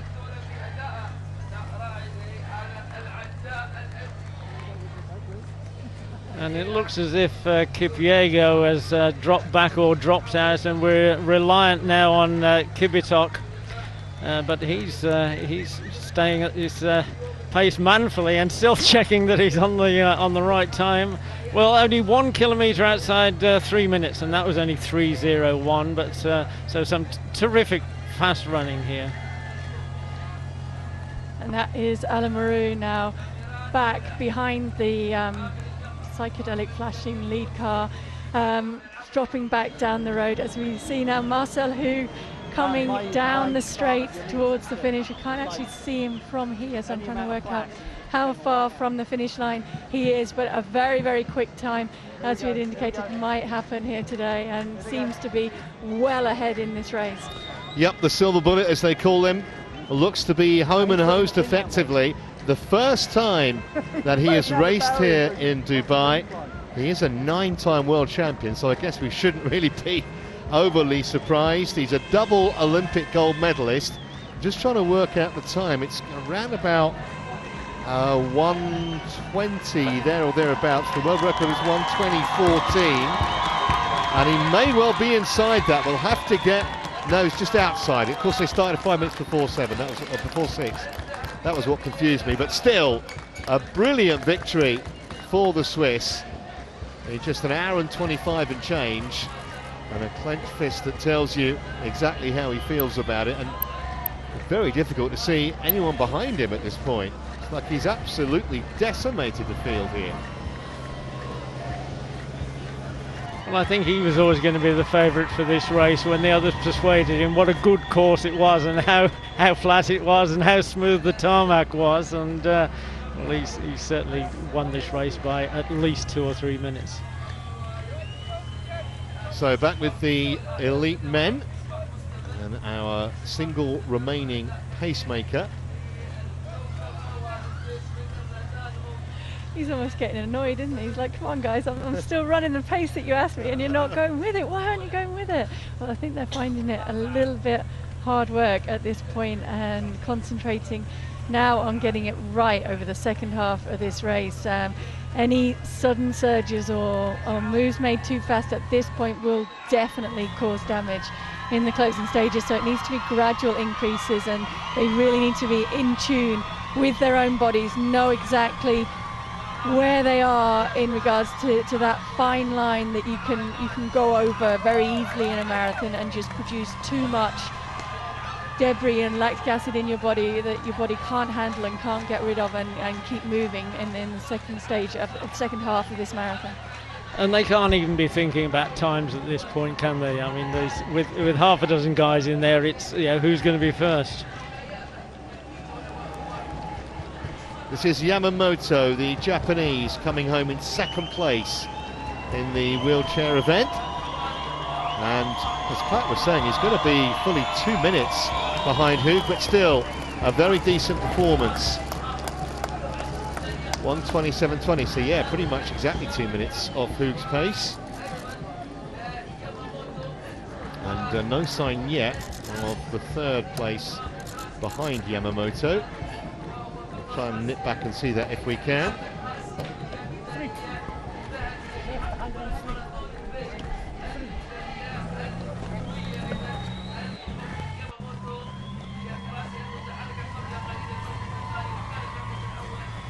So still, Dibaba in the middle of your shot, and right behind her, the defending champion, Worknish Tegefa, where she's been the entire race so far. Well, I've just got a message here. It seems that Mergia has dropped out, which I think we presumed, but I'm not sure at what kilometre. Well, that'll be a big disappointment for her.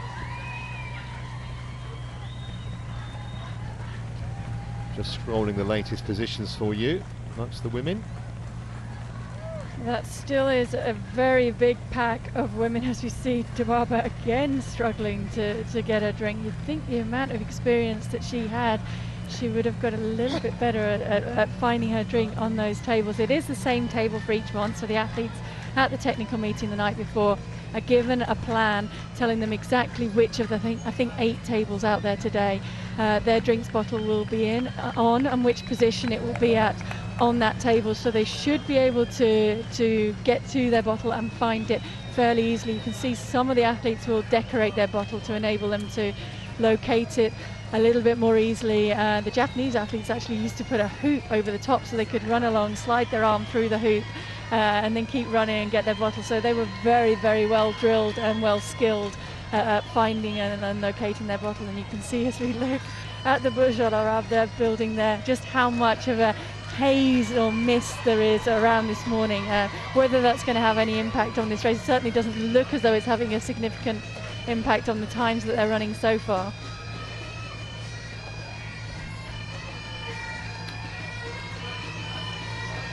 Well, I suppose, Paul, that you were always so far ahead that you didn't have to worry about bumping into people to get your water bottle. Yeah, it is difficult. I've had a couple that have dropped. Your hand can slip on the bottle, and we've seen it happen so many times. And I think it was De Barbara in one of the London marathons actually went back to get her bottle, because you are faced with that dilemma. If you miss it, do you go back and get it? It's very important in the early stages, particularly in the first half of the marathon, to make sure that you stay well fueled and well hydrated. Humidity, as we've talked about, it's not hot out here today, but it is quite humid, so they will be losing fluid. And so trying to keep that on board, it is a skill, and it's something that also needs to be mastered. It's something that the likes of Mo Farah will have to work on as they move up towards the marathon, is getting that drink, being able to drink while running at significant pace, and your body being able to absorb as much of it as you can. Just a brief word, if you have watched our coverage over the past few years, you probably remember some quite dramatic aerial shots that we brought you. Well, unfortunately, we're not allowed to send the helicopter up today because it's just too misty. So although we've got an ace pilot, he is not allowed to get the chopper up. So that's why you're not seeing any aerial shots, in case you were wondering. Just going back to, we've been talking about Mo Farah. There's someone else I want to talk to you about, Paul, in terms of the women's marathon in particular. Gwen Jorgensen, who, for those who don't know, is a multiple triathlon world champion, a phenomenal runner, and she has decided to quit triathlon because she wants to try and win a gold medal by winning the marathon in the 2020 Olympics in Tokyo. Now, first of all, I think it's a pretty brave decision. What do you think of her chances? And were you quite surprised that someone who's clearly brilliant at her primary sport is making the move to marathon running? I guess a little bit. She has shown her pedigree, as we look back on your screens. You're seeing, I think it's third, fourth and fifth come in the wheelchair race. But getting back to Gwen, I mean, she's shown her pedigree. She's raced well over 10 miles. She raced the New York Marathon and ran, I think, 2:41 there. That's a big jump to talk about making that leap up to Olympic medal territory in the women's marathon. Do you want to talk in there? Yeah, we'll just leave that for the moment and watch the conclusion to the battle for third. As you go through the day as well, further up by the magnet on the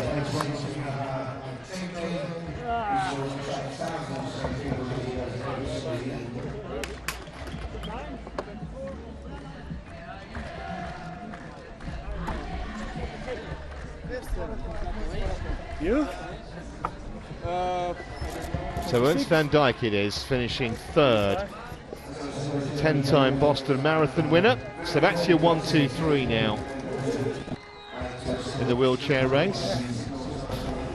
Probably the strongest field that they've ever had, and as you can see, there is a genuine spirit of camaraderie there after the effort that they've put in over the last hour and a half or so.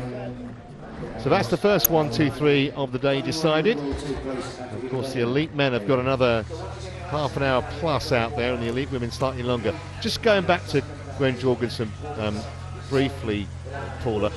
She ran, I think, ran about 2:40, didn't she, in New York? She's going to have to improve massively on that if she wants to have any chance of getting a medal. Yes, she is. I mean, New York isn't a fast course, so you've already got to think there's probably 5-6 minutes easily made up there just by running on a quicker course, but still that's a big leap to talk about being world class over the marathon. I mean, it's something we've seen before. The example of Carolina Kluft, who was so dominant in the women's heptathlon and then decided she was going to go and concentrate on individual events, the long jump, for her personal satisfaction, and that may be what Gwen's decided to do. She's really almost without rival in the triathlon, and maybe she just wants to taste that competition a little bit more and to see what she can do over the marathon distance. I think time will tell, and first job for her is going to be getting herself into the territory where she can even think about making an American team to go to the Olympic Games before she can talk about trying to make Olympic medals. it'll be a fascinating story that plays out over the next 2.5 years or so as we head towards Tokyo 2020. Still a very large group of women leading the way, and we're nearly an hour and a half in now. You can see them approaching the 27-kilometre mark. Burka towards the back with Gudetta. Desse right in the mix. Cisse Jessa we haven't talked about either, and she is in that leading group. 4th here last year with the 2nd fastest time of her career. She has won a marathon previously in Guangzhou in 2013. Now we get a view from the other side, as you can see the splits clicking through there, just that tantalising 1 second outside of the 220 barrier, which is just adding up, but they did have that margin from the first half, so very consistent and very good running by a lot of these women. Now we can see on that side that is Rosa de Gera, who has been running alongside Dibaba for much of this race, and as I talked about earlier, she races a lot. Last year she raced Dubai in January, then on to Vienna in April and Shanghai in November, and so that's only 11 weeks from now since she's bouncing back from a very, very good performance there, a personal best of 2:22 in Dubai, and clearly has recovered well to be running at the front for so much of this race and looking so comfortable alongside Mara Dibaba. Well, let's hope they stay together for a long time. We get some kind of a thrilling finish with those two, or a couple from in behind, because there are some decent sprinters there as well, if Dibaba and potentially De Geyfer can't get away at some point. Well, you've still got Tefera sitting in that pack, and she's got a 14:28, 29 5-kilometre time, so easily the class of this field, if you like, if it comes down to that final sprint for the line. Although a sprint in a marathon, I will caution, is not the same as the sprint on the track, and what you have left in your legs in the closing stages of a marathon is very, very different to what you might have in the last lap of a 5,000 metres on the track.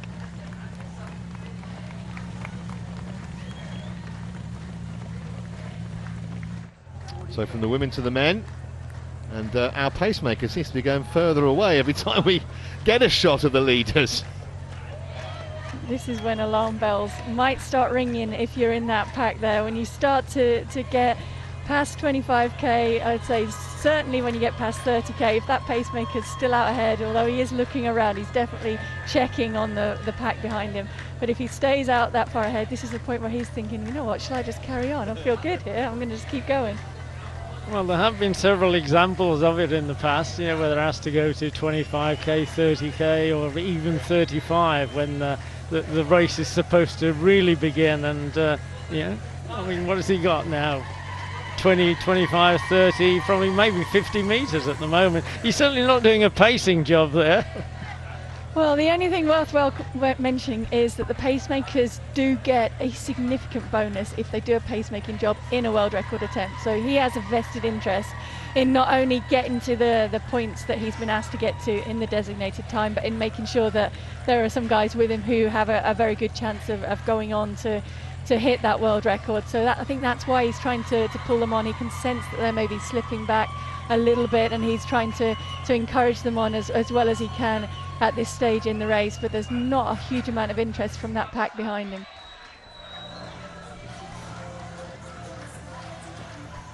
Well, there is that pack with the big names in it. Tola, who's just hardly moved a muscle in terms of staying exactly where he wants to be for an hour and a half plus. He looks extremely composed. I don't think he's going to be bothered at the moment that the pacemaker's clear. Tura, who's running an impressive race for one so young and so inexperienced at this distance.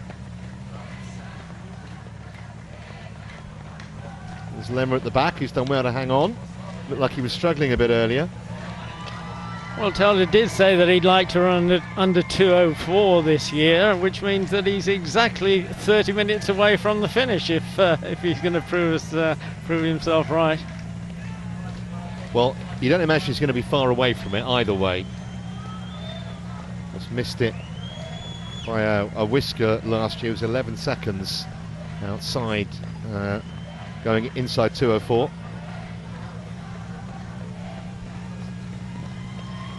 significant too. I think when you're running a marathon, often you enter that last half an hour and you think, okay, I can do this. A half an hour run is what a lot of these guys will do on their recovery runs. So it's something that's completely manageable. But when you have pushed your body to the limit in the first hour and a half of the race, then it's a different story, and half an hour can feel like a very long time to be hanging on, and there's still a lot of significant racing to be done in this race to really sort these men out from one another. Well, for our older viewers, Jim Hogan, an Irish guy that ran in Britain for many, many years, he won the European Marathon in 1966, and he used to train down along the Thames out at Richmond, and he said that he was really suffering. It was pretty hot championships, over 50 years ago, and he said he just visualised running along the last half a dozen miles along the River Thames towards Kew. And the haven of the gardens. And I mean, is that something that you ever had to do? This is just a training run the last half an hour. Yes and no. I mean, I think definitely I would think that when I got into the last half an hour, okay, this is half an hour, I can do this, I can get through this. But in terms of the focus, I mean, on training runs, your mind can be drifting all over the place. And in a race, you have to be very, very focused on the splits. I used to like to really map out the closing stages of the race in my mind, so to know where a mile to go. Big Ben is 1,200 meters to go, so 1,200 meters to go from there, and really kind of gauge it really well, so you're getting every last ounce of energy out of your body in the closing stages of the race. But these guys are away from that at this point, so now it is about trying to almost take your mind away from the pain that is certainly coming from parts of your body, and just to focus on what you need to focus on. So making sure that you get those vital drink station bottles, and that you tick off those kilometers and really count down. And that's nice in the marathon when you get to the point where instead of counting up, you're counting down, and you're starting to sense the finish line drawing closer.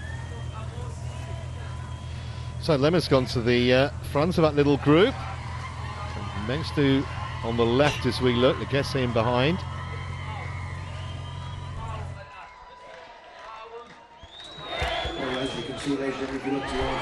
Well, that is enthusiasm and stamina.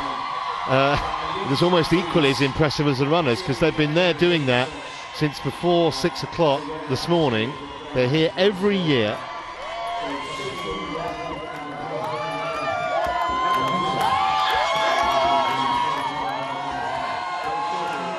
And they pretty much know an Ethiopian's going to win the men's and the women's race, don't they? Yeah, they've got a very good chance and very good odds on that. But they are an Ethiopian cheer squad you see all over the world. Wherever there is a huge, big road race going on, or any kind of race, there will be an Ethiopian cheer squad with some drums and with some singing going on there. I think they used to follow Haile Gebrselassie around wherever, and a big reflection on the fact that, as we were saying earlier, athletics and road running is the #1 sport in Ethiopia. And much as you'll see, I guess, English football fans follow their team all around, you'll see the Ethiopian cheer squad follow the Ethiopian athletes wherever they are in the globe. Of course, the difference is that the England football fans haven't earthly whether their team's going to win or not, whereas these people know they're going to be celebrating in about half an hour's time. Well, the next big international event on the calendar is the World Indoor Championships in Birmingham in the UK at the beginning of March, and a contingent will be there for sure.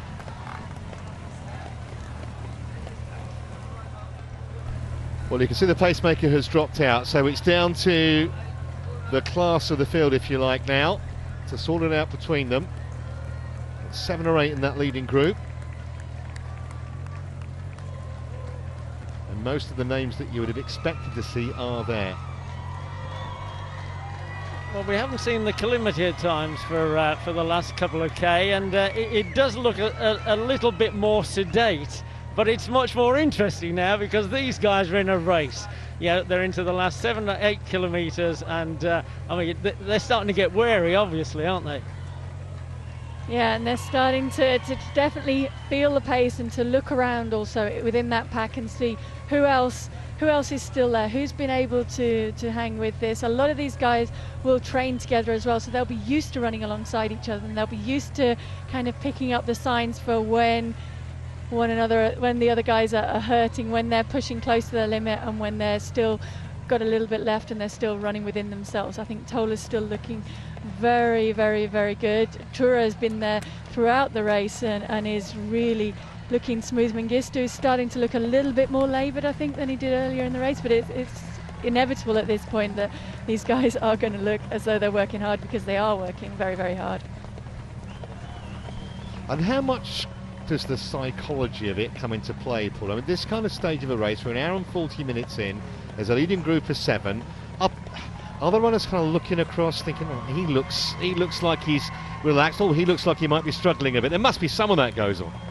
Yeah, there's definitely mind games that go on within the race. I mean, when they're running at a very, very fast pace, maybe less so than a slower race. A slower pace, as we get a look at what they're calling a very tight turn, but which in comparison to the hairpin turns that they had, for example, on the World Championship course in London, it isn't significantly tight, and it hasn't really slowed these guys down as they've gone around that. But they will be, looking at each other, assessing, trying to, for example, when they go and pick up their drinks bottles, making it look really easy, maybe offering it around a little bit to say, okay, I don't need this, I'm fine, I'm doing really well, are you?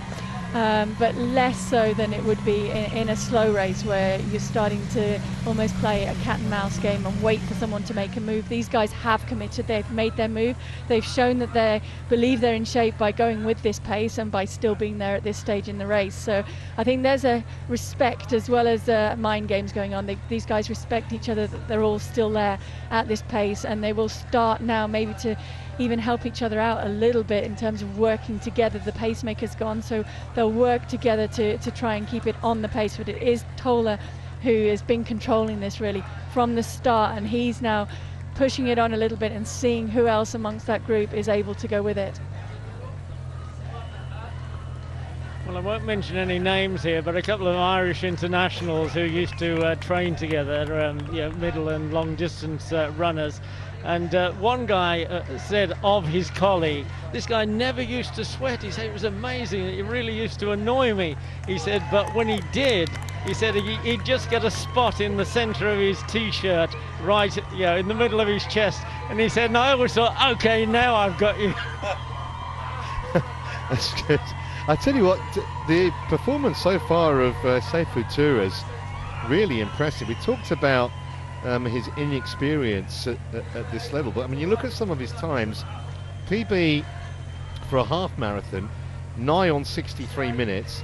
He's run 29:05 for 10,000. That was in high altitude, but this is kind of uncharted territory for him, really, in a race of this caliber. With all due respect to the marathon field in Seoul, and he's still right there with less than half an hour to go.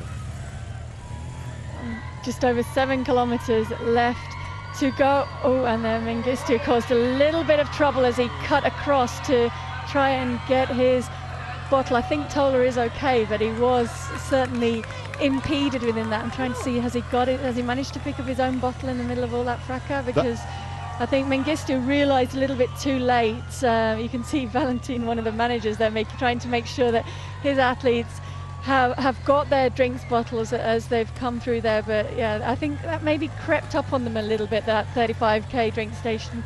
A couple of the guys caught unawares and panicked a little bit trying to cut across, and we've seen falls in the past at drink stations. It can be a tricky and dangerous area to negotiate, and hopefully they've all come through that unscathed. Well, he looks okay, Tola, but that was a potentially anxious moment. Let's just have another look at it. You see Tola there on the right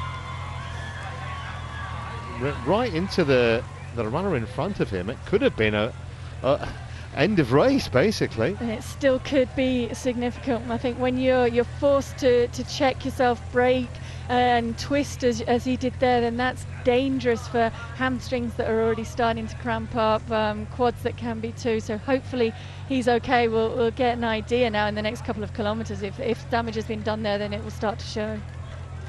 So Mengistu up front from Legacy. Young Ventura in behind. Tola at the back of that pack now. And it must have disrupted his rhythm, even if it hasn't, physically done any damage. And let's hope he can get that rhythm back. He's still in touch, which is the main thing. Well, I suppose the best example of what looked like a cataclysmic fall was the great Finn Lassie Virein, who actually was bowled over during the Olympic 10,000 metres. The first gold medal that he had won at 10k. He got up, broke the world record and won the gold medal. Yeah, I remember seeing Alistair Brownlee in a triathlon fall down in South Africa and get up and win. I thought you were going to talk about Zola Budd and Mary Decker-Slaney for a minute, but that wasn't something she was able to recover from. And of course neither of them won. Indeed. Well, Decker didn't even finish, of course.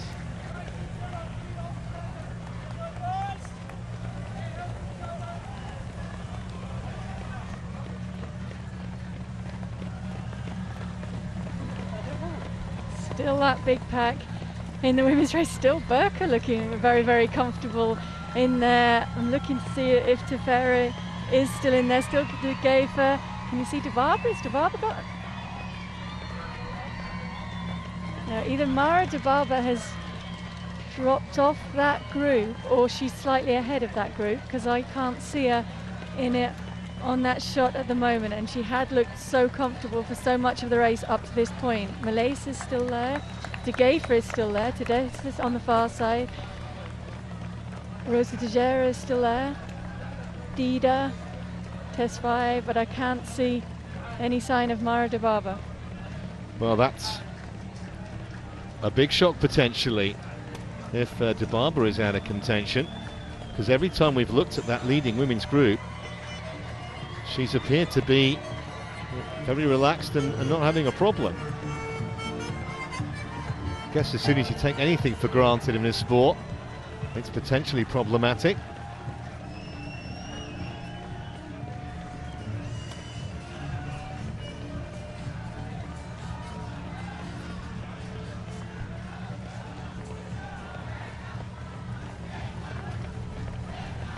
But that leading group, significantly fewer women in it than we've seen for most of the race.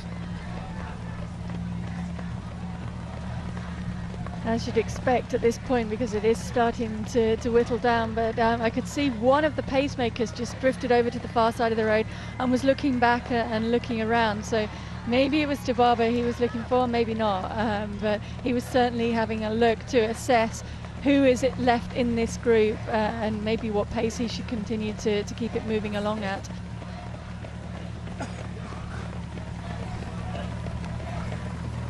Well, we've told you already that Mergia, the three-time champion here, is out the race. It looks as though Debaba, even if she's not out the race, is out of contention.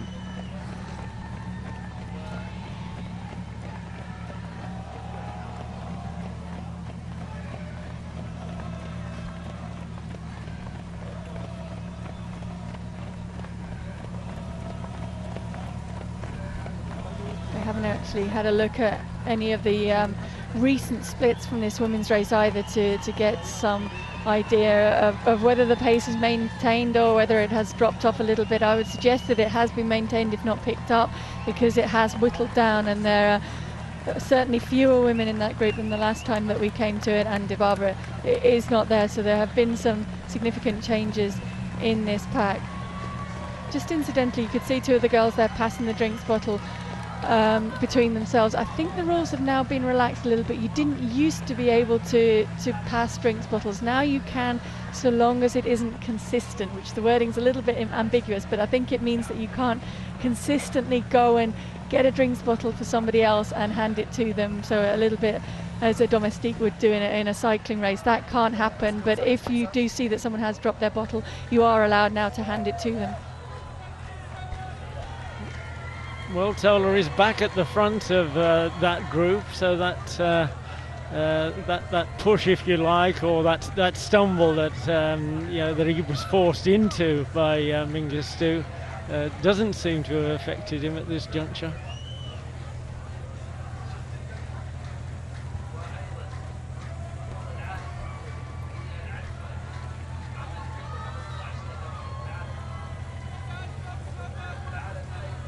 Leguesa still looking very comfortable in that group as well. It's very, very hard to tell by looking at their faces just how hard these guys are working. I think maybe it is something that's particular to Ethiopian runners, but they do always look very, very relaxed and in control, even when they're not, as it were, even when they're struggling to stay with it. But you can see as they go through 37 kilometres, the 2:58, so the pace has slowed and they've slipped outside of that world record by about a minute now, so it puts them right around that 2:4 marker, which is maybe why Tola's starting to move to the front. He was very keen to break through that 2:04 barrier, so if he's going to do that, he's going to have to get moving and start pushing along now. It'll be a great effort if he does from here, because technically it'll mean just under 14 more minutes of running to complete the 2018 Dubai Marathon. And he's going to have to do most of the work himself, it seems. And the main priority, of course, is winning the race. He wants to defend that title, and he's put himself in absolutely pole position to do exactly that right at the business end of proceedings here.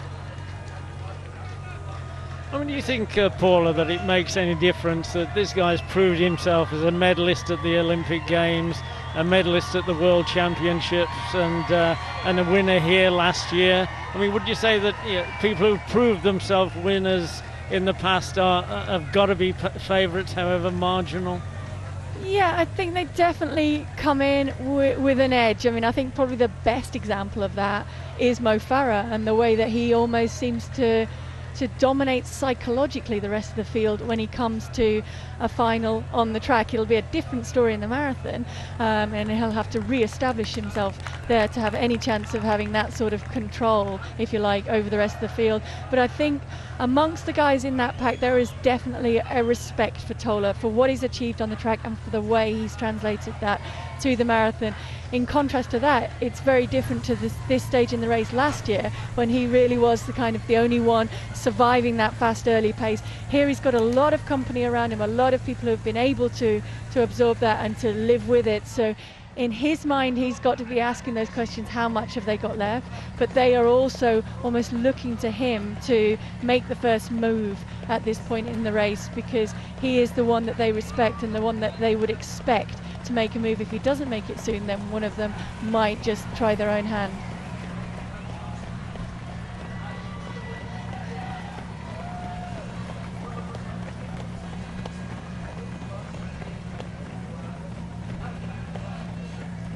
Well, he certainly hasn't got away. He might be just quite content to do this for another couple of kilometres or so. Arimi on the right, we know, has a quick time, or quickish time, not as fast as Tola. Next to, and Leguesa just in behind.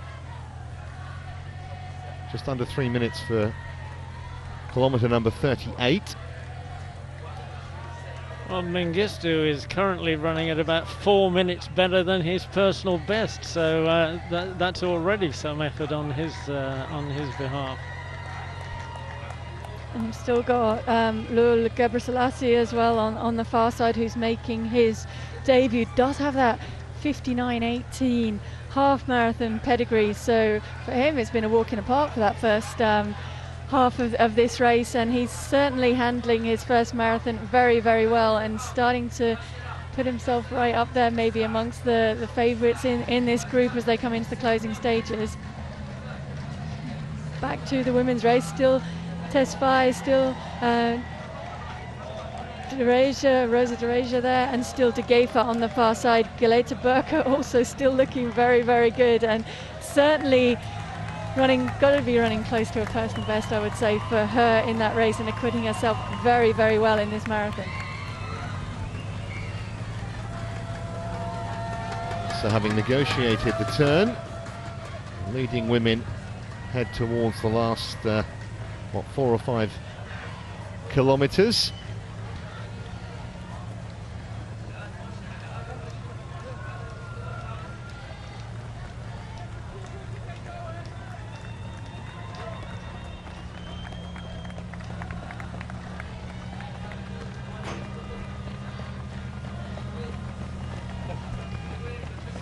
Well, Well, the sun is coming up now, but it's probably a degree or so warmer than it was when we began. But it's still not a searing heat that's really going to make any significant difference at this point.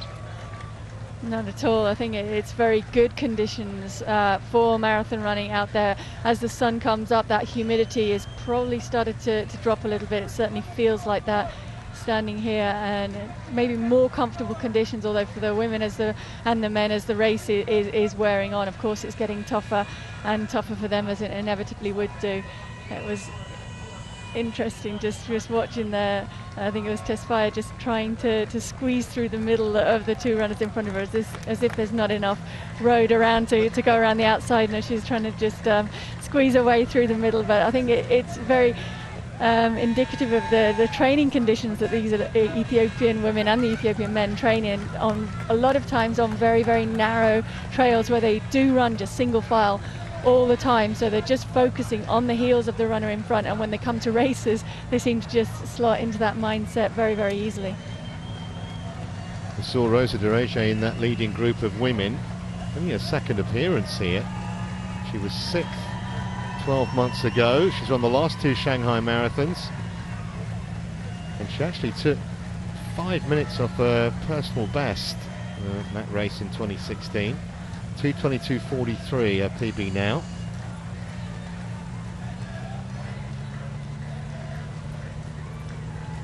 Worker towards the back of that group. Well, she could be running about 5 minutes faster than she's ever run as a marathon before.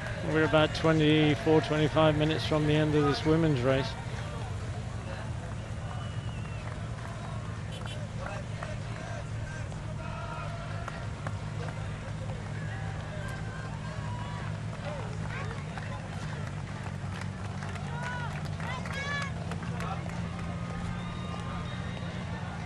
Trying to get an idea from that 35k split, and I think they are still certainly on, if not just under 2:20 pace in this women's race, and running very, very strongly. So Rosa Dereje is certainly on pace to significantly challenge and improve her personal best, as is Galeta Burka behind that. Hers is only 2:26, so that's definitely up for revision out there today. So back with the men, an hour and 57 in.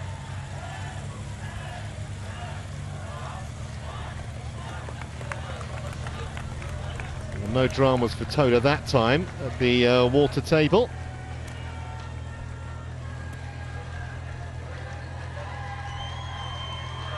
Mengistu at the front now. And just asking a few questions with probably only about 6 or 7 minutes of running to go now.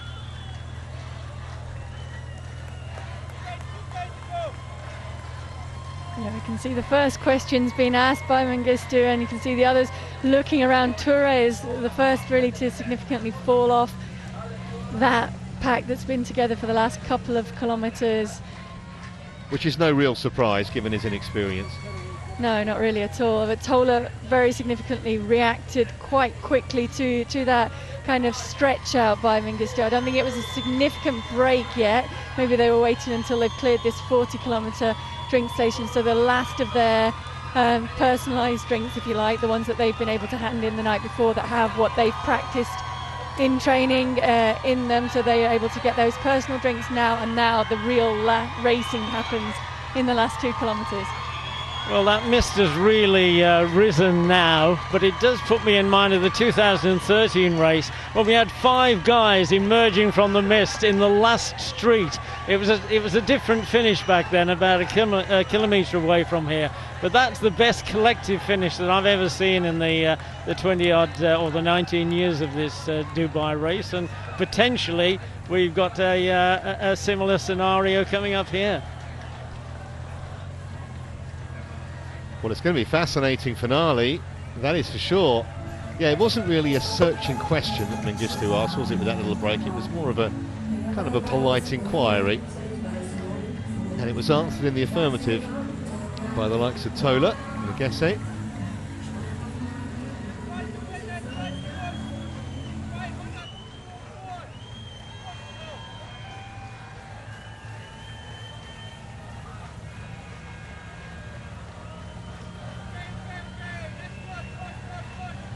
Gebre Selassie there, I think, still looks pretty good, shadowing Tola. Tola, you can see, starting to focus a little bit more.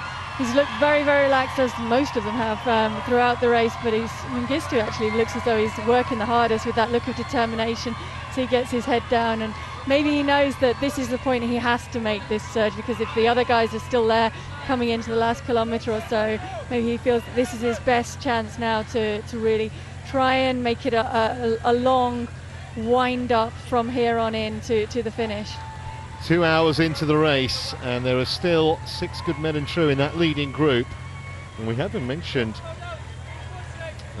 Lemmer of late. He's done really well to hang on in there, because he was apparently struggling earlier, and he's got a very good CV in terms of previous performances in Dubai.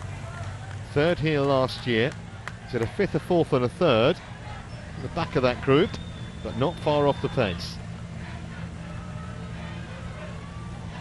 And at this juncture, you know, personal bets don't count for anything. I mean, this is just a race to the death now between these this sextet.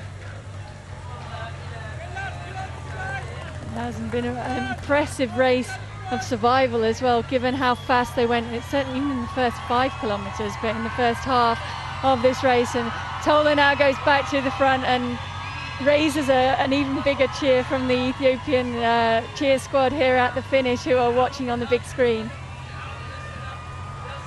Just looking around to see where the main danger was lurking, Tamirat Tola, and now he's the one asking the questions. And Gistu looks to be struggling a little bit. Lemmer trying to come on the left-hand side of your screen. That's a really good effort from him. And Garamu on the right also looking good. This is good. This could be an absolute thrilling finish here. This is where Tola also has an advantage, because he knows the course, and when they know the course in the closing stages of this race, that hasn't changed with the revisions they've made to the course this year. So he's run this a couple of times now. He knows how to get it right in the run up to the finish, and the others are looking to him a little bit to let him dictate that, but Gebremo is still looking good.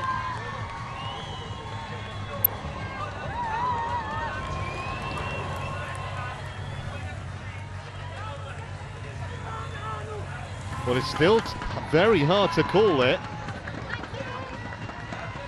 Garamu in the orange, Tola on the far side as we look. And once they make the turn, they have about 500 metres to go. And Lemmer trying to veer up on the shoulder of Tola. Gebre Selassie looking strong on the left now. And Garamu hasn't finished either. And now Tola just going to have to really focus here, because they're laying down the gauntlet to him, and Gebre Selassie looks the strongest of the 4, maybe.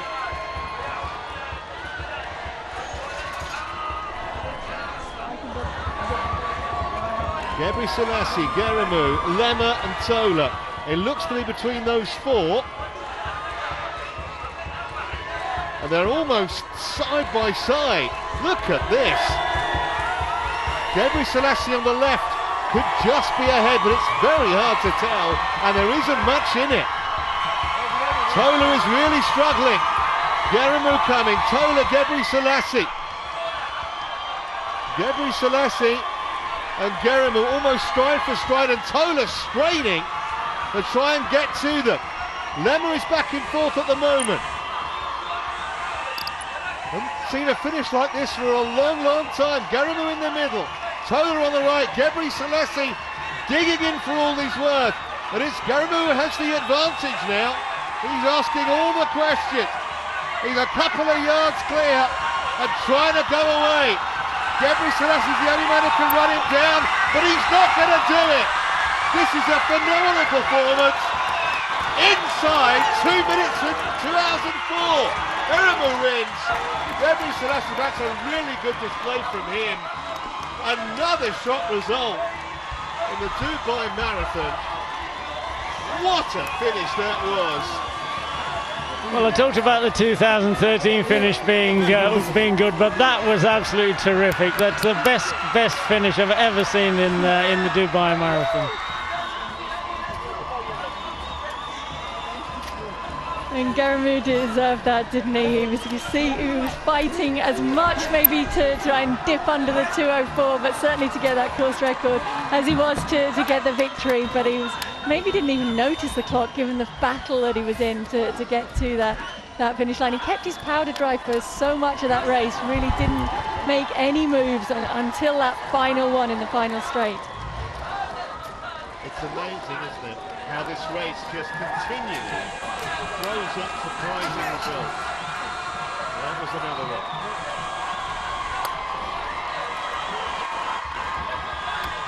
And in a really good time as well.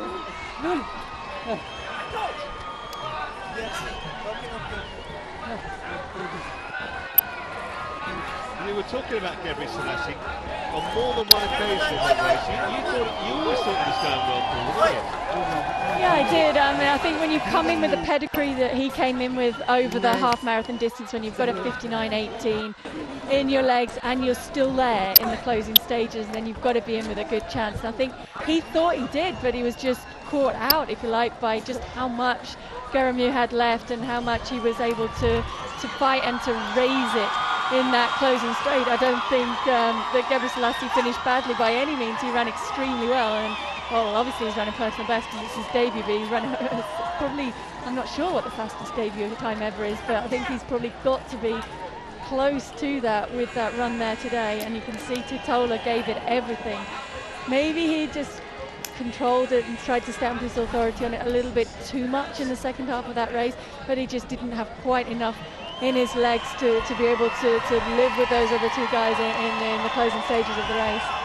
Well, I mentioned earlier on that Garamu ran 2:06.12 in only his third ever marathon in Berlin, so he keeps on progressing, and that is a real warning for the likes of Kometo and others that there's a new kid on the block. Brilliant performance from him. Well, Tola looked pretty disconsolate on the floor there, yet he's done everything that he promised to do, but finished third. Absolutely, left nothing out there. Just beaten on the day by two better men, I guess you'd have to say. And just look at this huge gap behind those guys. Still nobody else in the finishing straight at this juncture.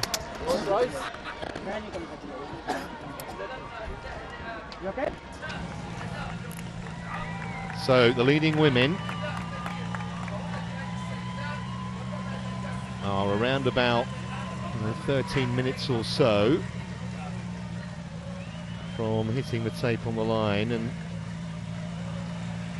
Fidesse and Tesfaye and Rosa Dereje, we mentioned, who's right up there. Looks like 6 of them, with Tesfaye trying desperately to hang on at the back. And the 3 pre-race favourites have all gone by the board. Mergia dropped out. We're pretty sure Dibaba must have dropped out too. You still have Tegefa in there though, who is the defending champion and still looking good at this stage, though I would say that Rosa Dereja is looking very, she's just sat there the whole race looking very composed, slightly higher arm carriage than the other girls around her in that race. That's not that unusual. I guess Mary Kitani is also known for running with quite a high arm carriage, and it's what she's used to, and it's working very well for her to this point. Well, we know that the men's course record has gone. I wonder whether the women can do the same. 2:19.31 is the course record for the women. As Gebre Selassie finished a very creditable second.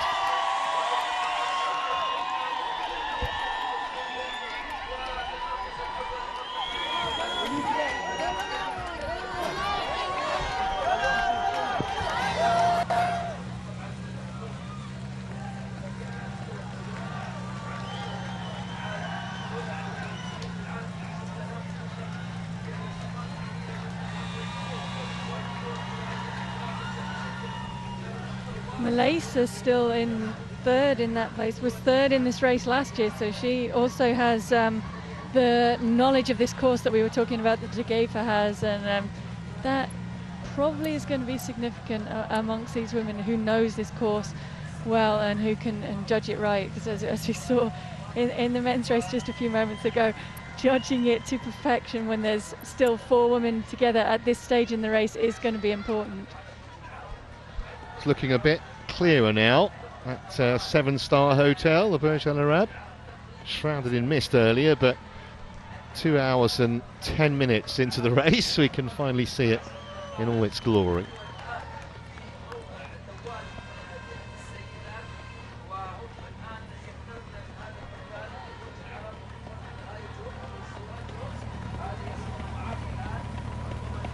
This is promising to be as good a finish as in the men's race, and I think we can safely say it's going to be an Ethiopian woman who's going to win as well as an Ethiopian man, if not top 3 too.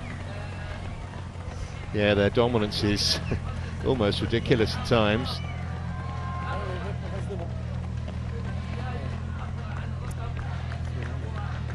It's Dereje up the front. Elise just on the right hand side in the orange vest.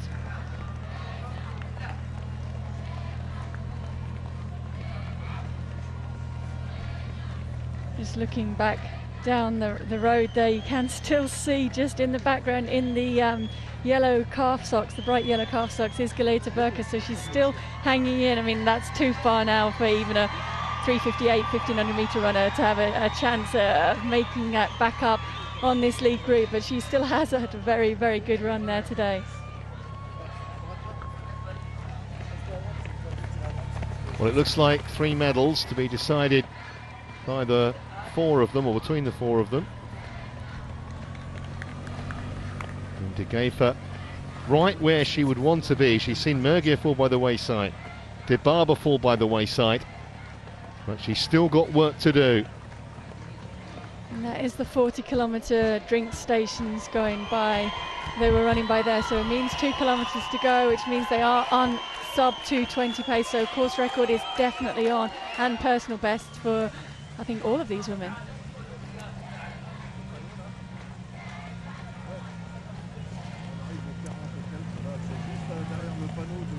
Rosa Dereja now almost urging on Namo, the pacemaker, trying to get him to push on a little bit. I think if she's going to push on at this stage, she's going to have to do that on her own now, and it's the time to be striking out and doing the work on your own as they approach now the 40-kilometer mark. So, and they go over here, that is exactly 2 kilometers, 195 meters to go. Well, Degefa's going to absolutely obliterate her personal best, 2:22.36. But more importantly, from her point of view, is whether she can outmaneuver these other 3 women and defend the title that she won so memorably and surprisingly 12 months ago. Well, a minor point, the pacemaker himself is only a 2:26 marathoner, so he's actually running a personal best too, so he might as well finish.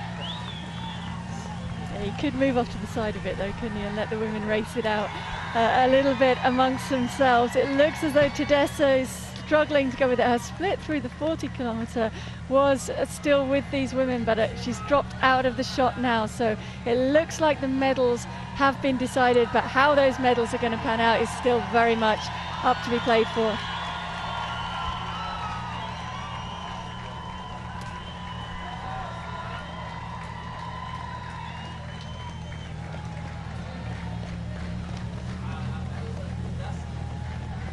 Well, it still looks like he's enjoying himself, that pacemaker, doesn't he? He's been grinning around at the 3 women with him. And it looks as though he's looking around now and actually giving information to Dereja about who's left there at the moment. And it is Malaysia who's sitting right behind him. I don't know if he's even aware. He has to turn right round almost 180 degrees to be able to see that she's there in his slipstream and still with them at the moment. But it looks now to be down to these 2. It does indeed. That the last kind of 500 or 600 meters has put these 2 ahead of the other 2 that were in that leading group. And you've got to say Rosa Dereja looks absolutely superb at the moment after nearly 2¼ hours, there is clear daylight between her and her nearest pursuers. And if you look at those 5K splits up on the screen there, you can see how that race has progressed in contrast to the men's race. This race has got faster and faster as it's gone on, and the fastest split yet between 35 and 40 kilometres, 16:20, which is approaching 2:15 pace, if not on it, and that's why it's done the damage that it has, and that's why you've seen Rosa de Reja pulled away and clear of the rest of the women in this field, and it's going to be, in the end, I think, a comfortable victory for her. Well, she's hardly breaking sweat. Got that lovely languid rhythm. And none of the chasers making any impact. In fact, she's going further and further away almost with every stride.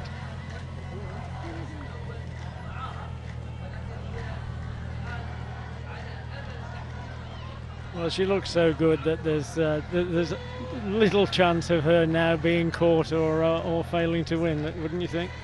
Well, she does look very, very composed. As we've talked about, though, sometimes that appearance can be deceptive. People can look composed even when they're falling apart inside, and other people can look as though they're falling apart and they're still holding it together very, very well. So pretty much the only person who can get this wrong now is her.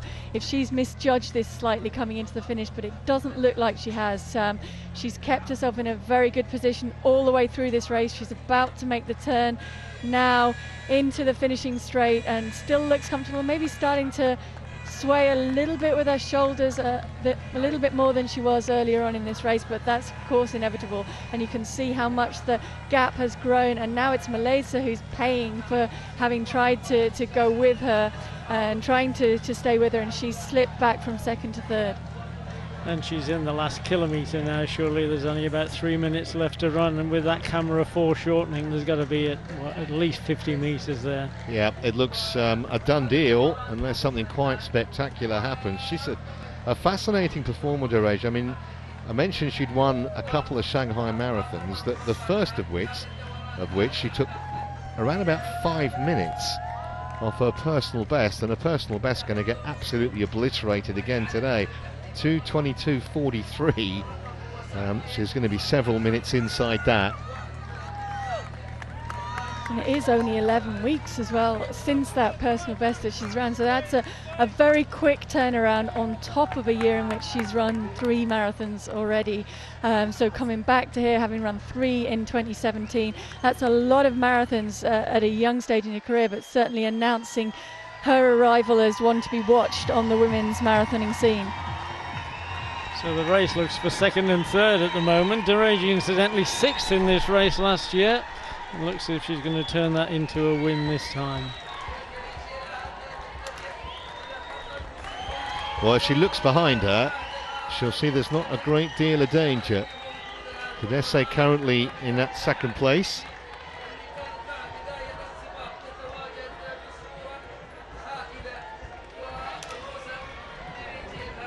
Must be a great feeling, Paula, and one you would know when you know you've got the race won, and you can kind of enjoy the little, well, I wouldn't say stroll, but the last 500 metres or so. Yeah, it is. I mean, it's still a last 500 metres or so that probably can't go fast enough for these women who have worked very, very hard, and they can now see the finish, and they're trying to just summon up every last ounce of energy. I'm not sure why de Reja keeps checking her watch at this point in the race. She can see clocks in front of her, she can see the finish line, so she really just wants to be trying to get to that line as fast as possible. She's got the race run, and now it's Namo as well who's checking his watch, so maybe they just don't trust the official timing out there today. Cadesse at least keeping her honest. And Malese chasing down Cadesse to try and get into second place, but de Reja with a very healthy advantage as we come towards 2:19 on the clock. And she can see the finish line clearly in sight.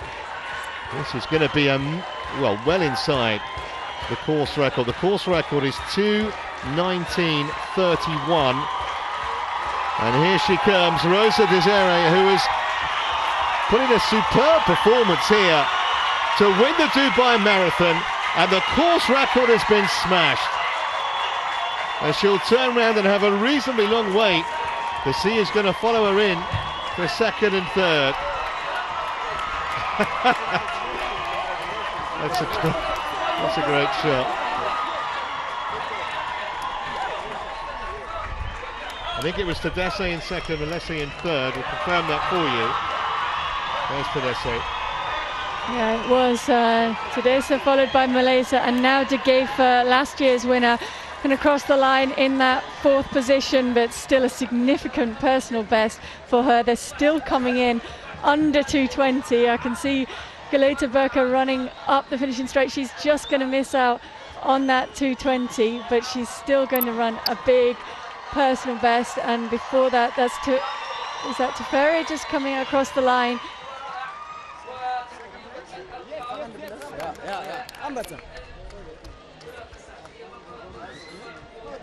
Well, it's the kind of event that just keeps bringing up surprise winners. We saw it last year, we've seen it again today. Confirmation Tedeschi finished second.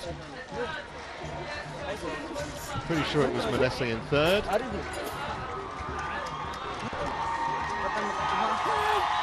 they've enjoyed their day as ever.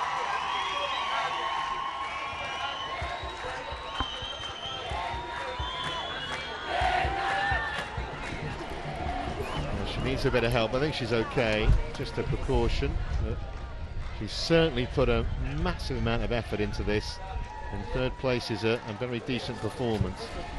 So it's best all the way there today, two course records, and in fact 2 years ago 3 women went under 2:20, but we've had 4 today, and another one, Burka, the former world indoor 1500 meters champion, just a fraction outside 2:20, so half a dozen minutes off her best time.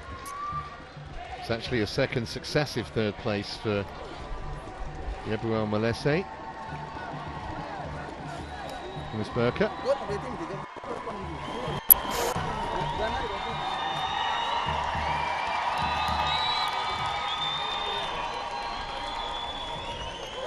We talked about the progression, Paula, in the men's winner, Geramu. I mean, you can say the same for Dereja and the women. As you just see Dida staggering across the line there, and unfortunately when you get to the closing stages of the marathon and these women are doing all that they can just to keep their body moving until you cross the line, and you cross the line and it's like your mind just quits on you and stops trying to will your body anymore because you've stopped and you've finished, and it's not quite sure how it's best to support itself, but she's got help there and I think she's okay. But yeah, we were just saying that today that I think both races very, very fast, slightly contrasting styles the way that they were run, and the women maybe showing that it's easier and in the end produces a faster time if you can keep it more under control in the first half of the race. Certainly the first 5 kilometers for the men, I would say was a little bit too quick and maybe cost them faster times that they might have been capable of in these conditions on this course today. But Geramu ran outstandingly well there today, judged his race perfectly, just kept enough left at the end to really announce his arrival as someone really to be watched on the men's marathoning scene. Well, he came in, I think, was the 5th fastest time in the field today, but as we've said on several occasions, just with very little experience of running marathons at this level, at any level. Well, he's announced himself today as a genuine player amongst the world's elite. Well, ladies and gents, it's time for me to go and doorstep the impromptu press conferences. So it's been a great morning, as I say, records all around. So I'll be seeing you guys next year. Let's hope so. Thanks very much indeed, Pat. I don't think those supporters are going anywhere. They're going to stay there, especially to salute the winners when they get their medals at the ceremony in a few minutes' time.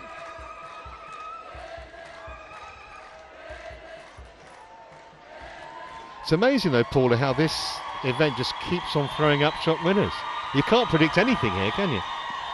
No, you can't, and I think the more that it does that, the more that it grows, and I think the Standard Chartered Dubai Marathon is really becoming known, certainly in Ethiopia, as the place where you can go to make your mark, to see how good you can be. So a lot of these men and women will be training away for most of the year, getting ready for this race, getting ready for the chance to see exactly what they're capable of, and to go and chance their arm at this mythical distance of the marathon and see what they can do over it. And Rosa Dereja has it's a while, I think, since she was here. She has raced before. It's her second appearance. Last time she finished 6th in this race in 2:26, so she's taken huge strides forward in that time. She's taken time to learn the trade of marathon running and to really judge it perfectly today. Just doing the obligatory photos, having said thank you to the fans, and now she's got the flag as well.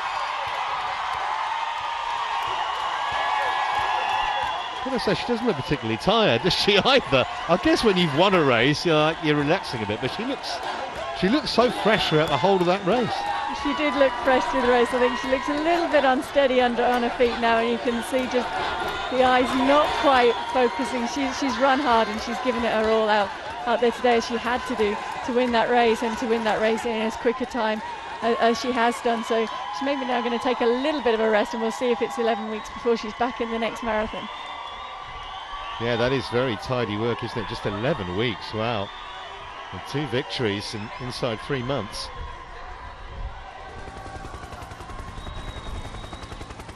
Let's have a look at some of the highlights then, beginning with the men's race. They went off at absolutely breakneck speed. Probably turned out to be too quick in hindsight, certainly in terms of producing a lightning quick time. 3 pacemakers soon became 1. And just after the halfway point, it was clear that we weren't going to be in for a world record, despite the pacemaker checking his watch. He dropped out. That left the magnificent 7. Nearly a problem for Rafa Patello, with an anxious moment there, getting his water bottle. He recovered okay.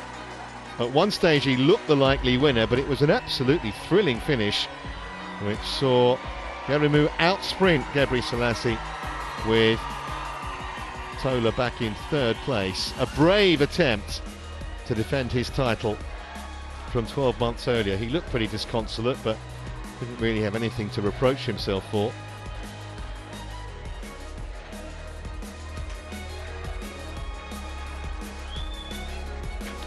The women's race, again, they started in pitch black.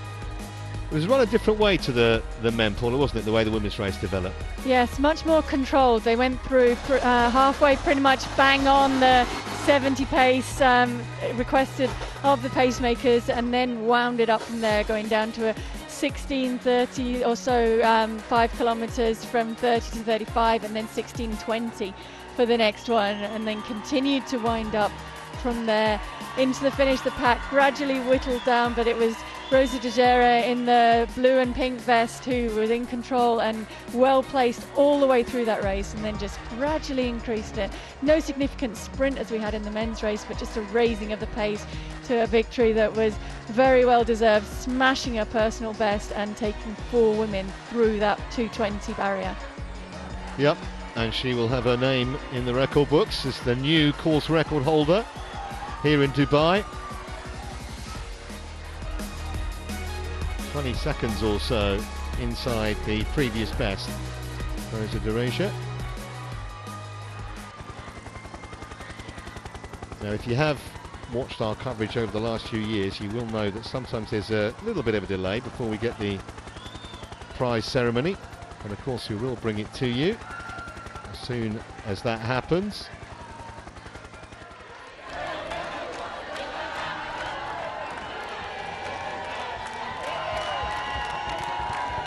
We also saw a dominant display in the wheelchair event, which, if you are just joining us, Marcel Hoog on his first appearance here, and the man they call the Silver Bullet, secured a victory, beating Hiroyuki Yamamoto of Japan into 2nd place.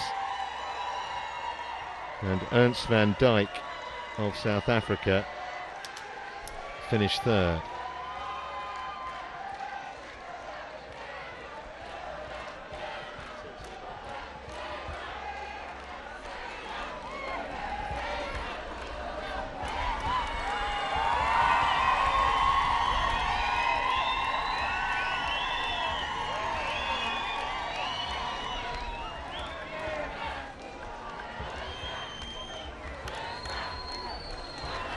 So just to confirm the results of the 2018 Standard Chartered Dubai Marathon, Geremu wins, so inexperienced, in exactly 2 hours and 4 minutes.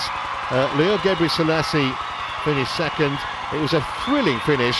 Tamarat Tola narrowly failing to defend the title that he won so memorably 12 months ago, but still gets on the podium. Mengistu, Lemmer and Lugese also played their part in what was a fantastic finale to the men's race. And amongst the women, Rosa Gereje, who was an unlikely winner, but a very deserving one, Paula. Yeah, extremely deserving, and as you said, smashed through that 220 barrier, smashed a personal best, 2:19.17, followed by Tedessa, another huge personal best, 2:19.30, Malesa 2:19.36, De Geefer still under that 220 barrier, and then Tesfaye, who hung in for so much of that race and then just couldn't quite stay with those four once they made the breakaway, tantalisingly close to the 220, and Galeta Burka, a 6-minute personal best in 6th place, and probably the personal best just carried on down the rest of that field to Ferry there, 2:24, so making that first step up from a 5,000 metre to world-class 5,000 metre runner to the marathon, and it's been a bit of a rude awakening for her, I guess, over the marathon distance. She's found out just how tough it can be, but she's acquitted herself well.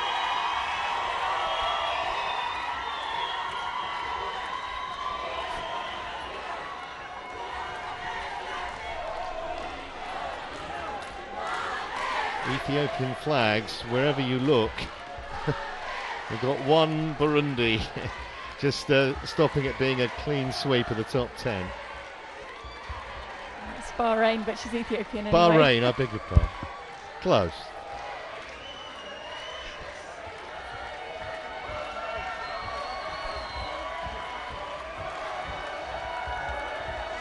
I think if you contrast those two results lists, you see the carnage on the men's side compared with the women's side, where the depth and the times stayed well up there through the women's side, but on the men's race, the damage done by that first 5-10 kilometres, even the first half that was run so fast, was clear. The times of the likes of Alamaru with a 2:8 marathon runner there, and he's probably capable in a more even-paced race of going a significant amount quicker than that. Yeah, I think the writing was on the wall fairly early, wasn't it? We were saying they were so far ahead and running those really quick laps in the first, I don't know, half an hour of the race. We just never thought a world record was even a remote possibility. Well, I think they believed it was, and certainly they had the course to do, and they went out to try and commit to doing that. But when you lay it all on the line that much in the first half, then it probably is going to come back to bite you in some respects in the closing stages. Still a little bit of mist and murk about, but it's much clearer now than it was when we started. Of course, we have the fun runners out on the course.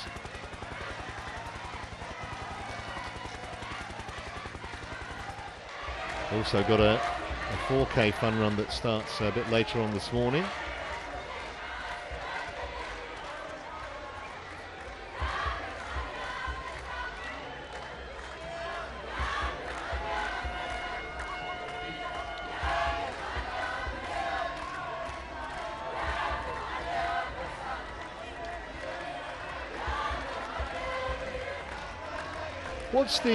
What's the scenario, Paula, when you, as a professional athlete, when you finished a marathon, what's your kind of schedule for the next, say, week after that? What do you actually do?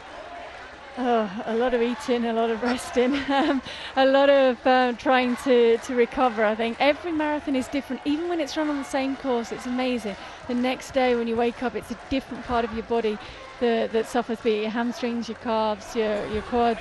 Different parts can really be sore the next day, so you don't really know until you kind of get that horrible achy leg feeling waking up early in the morning the next day, which part's particularly going to suffer then and how well you're going to recover it. It's not really linear. It doesn't correspond to how fast you run, how you feel the next day. It just seems to vary a little bit. So in the first few minutes or hours or so after the race, it's about trying to get something into your body, trying to move in somewhere. I think many of the marathon runners struggle to actually warm down as you would do for shorter distances. So to get out for a jog is going to be very difficult for most of the people, particularly if you've run hard in the marathon. Just try and walk a little bit, maybe get a massage, maybe get into an ice cold bath, and try and just ease some of that soreness away. And that's maybe why we're seeing some delay now in the athletes coming out for the presentations, because it takes a lot out of you running a marathon that hard. So to be able to turn around and walk even up the few steps onto the podium, it is tough, and it's hard to get your body to do that. All the various trophies that will be presented.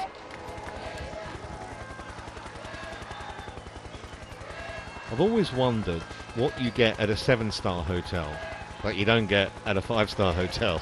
What are the extra 2 stars for? Because you actually have to pay to go in if you just want to see it, apparently. You can't just go and have a look and think, oh, is it worth spending half my entire life savings coming here for a week? No, you've got to pay for the privilege. And they can't even see the sea out of their room view today, can they? No, it's not the best viewing day, has to be said.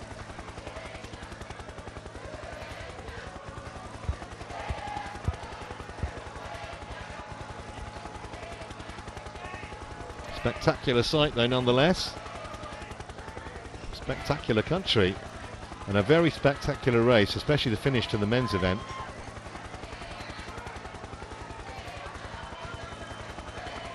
Now the sun is starting to burn away the early morning mist. You can see it quickly brightening up on those shots, and looking down the road for the 10k runners due off I think at 9 o'clock, and you can see them starting to build for that race. It is going to be warm. I think temperatures today are predicted to be around 26, 27 degrees centigrade, so it's going to be a warm race for those runners, but pretty much ideal conditions for the marathon. I think making that decision to move it the hour earlier paid off, certainly on the women's side in terms of the times, but in terms of the race that it produced on the men's side as well. It was a very, very competitive race, and seeing that 2:4 barrier go and 2 course records, they couldn't really ask for much more, the organisers here. I know they would like to see a world record, but that's a big ask at the moment.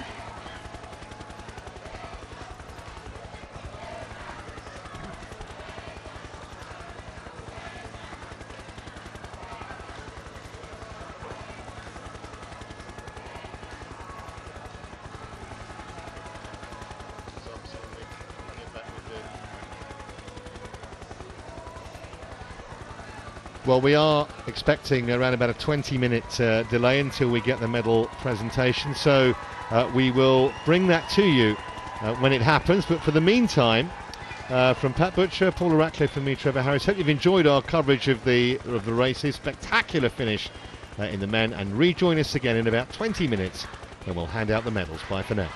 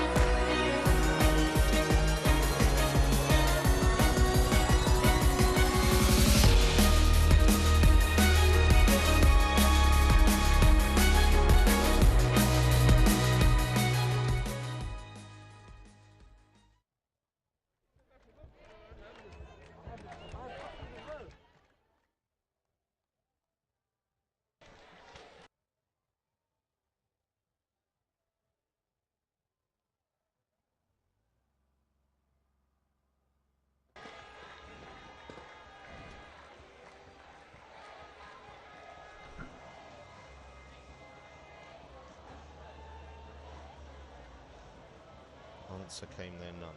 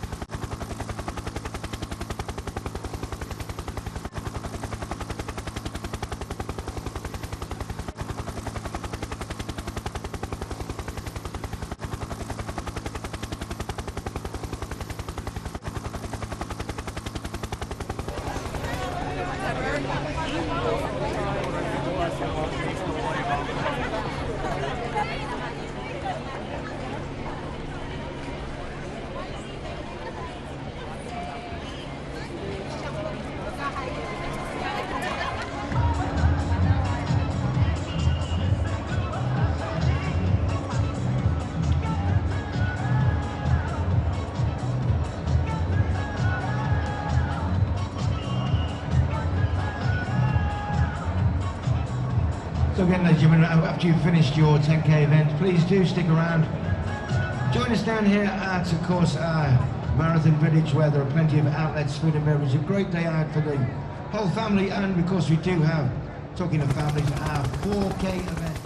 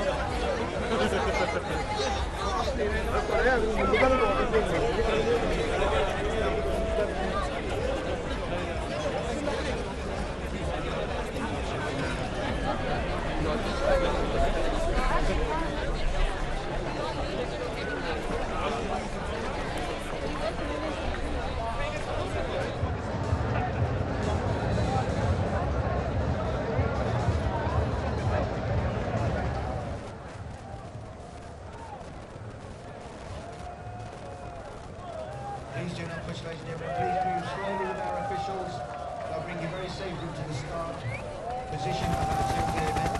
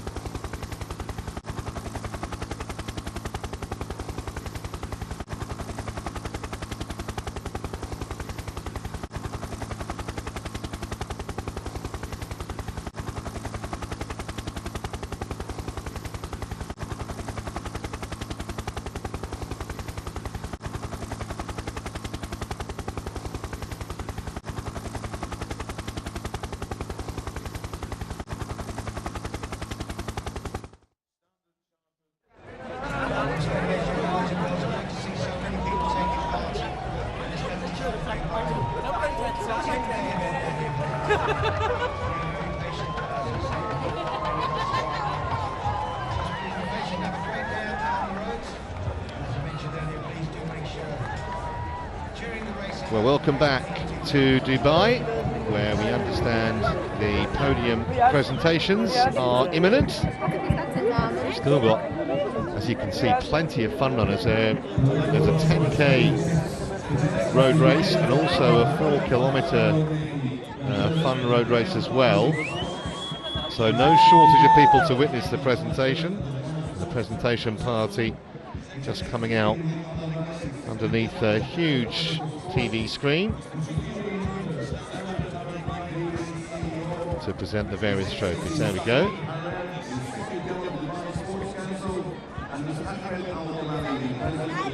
And one of the things about this particular event just keeps throwing up unexpected winners. And when sport is unpredictable, it's probably at its finest.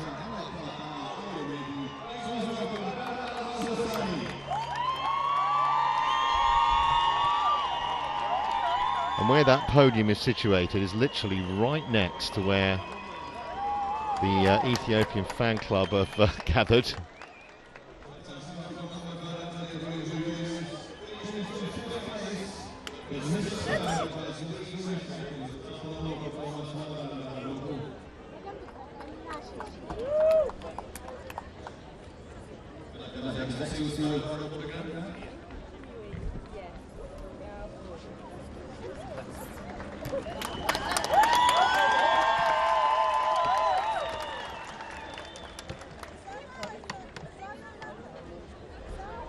The best placed Emirati wheelchair athlete, Padir Al-Hashani, understandably getting a decent hand from the locals here.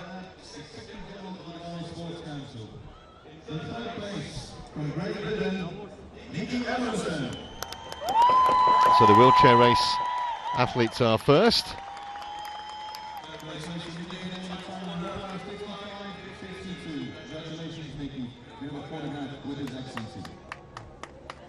Third place.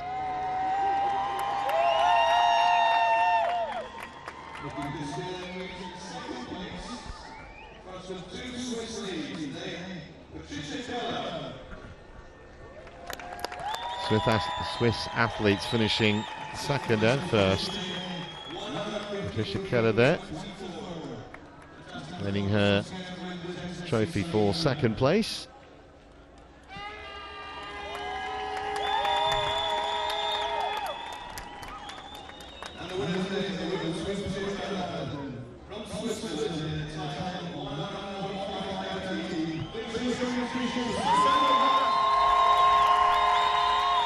An hour and 45 for Sandra today, and a very proud recipient of the first prize.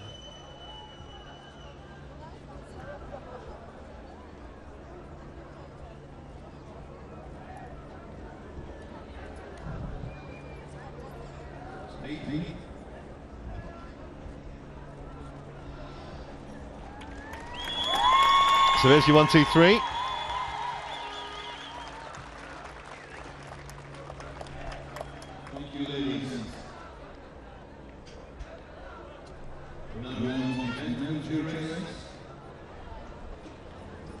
Congratulations once again to all 3 ladies with the top 3 today in the women's wheelchair marathon.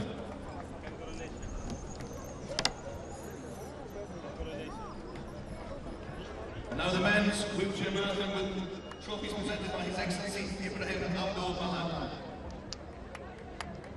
In third place, in time of 1:32:14. So Ernst van Dijk with third place in the men's wheelchair race.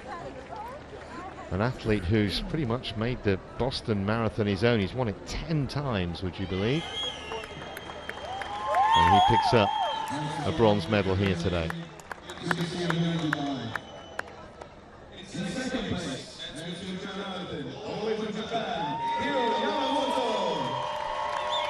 Hiroyuki Yamamoto, ever popular, always smiling. He finishes second today.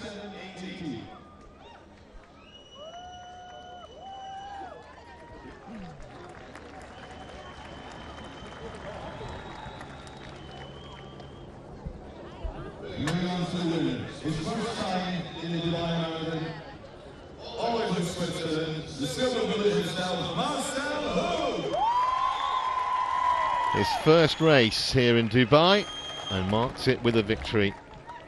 Be going for a 10th World Championship title later this year to add to his 2 Olympic gold medals.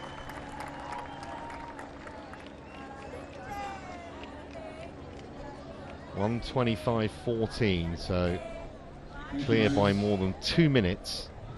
And Yamamoto in turn nearly 5 minutes ahead of the third placed competitor, Ernst van Dijk.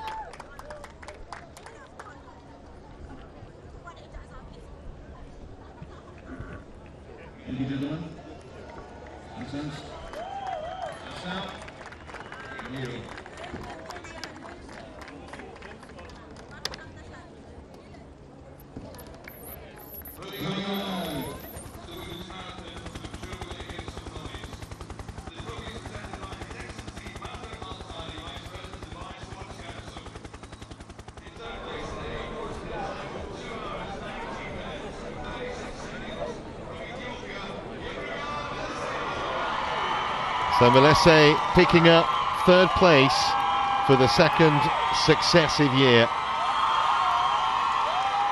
And you can hear what the Ethiopian fans think about it. They're literally just a few meters away from where the podium is situated.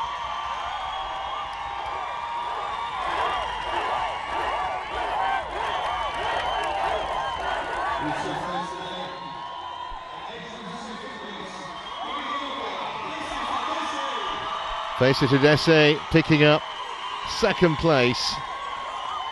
A marathon winner in Seoul, Shanghai and Paris. She's actually been beset by injuries in recent years, so great to see her fighting fit again and on the podium as well.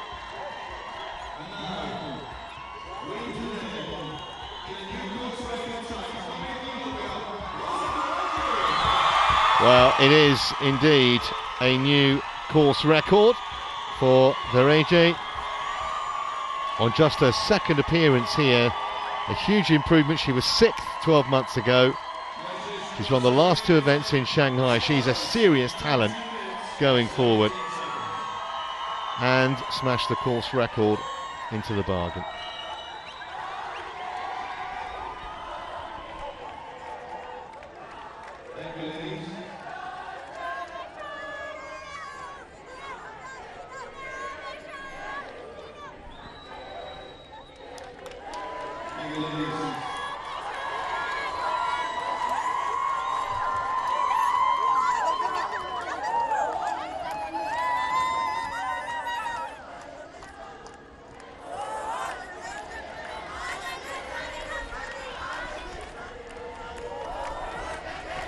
So the photographers getting a last few shots before we're going to welcome the first 3 men onto the winners' podium.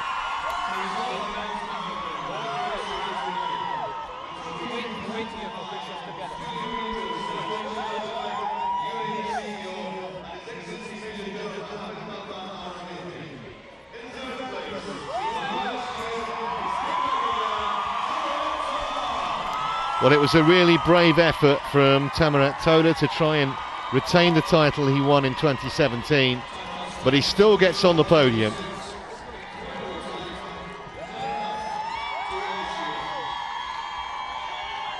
He'll be back, no question about that.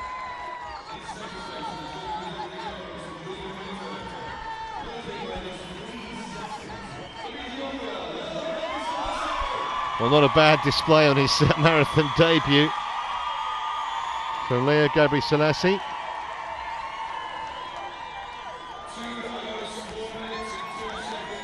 Terrific time as well.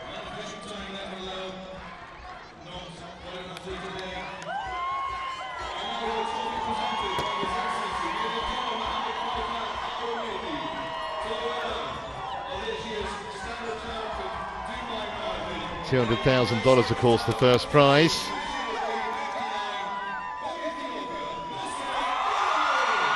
And Geramu picks up the biggest award so far in his career, and it is a stellar one when you think that he ran a personal best 2:06.12 last year in only his third ever marathon. That was in Berlin. And now he tastes victory in one of the landmark marathons of the year.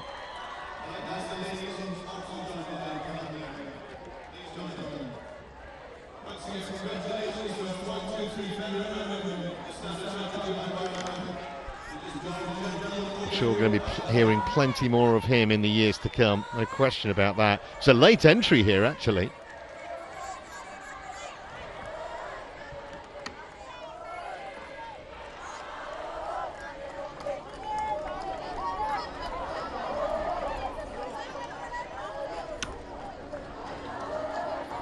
These pictures will make the front and back pages of the local press here, and in fact around the world, obviously in the sporting press.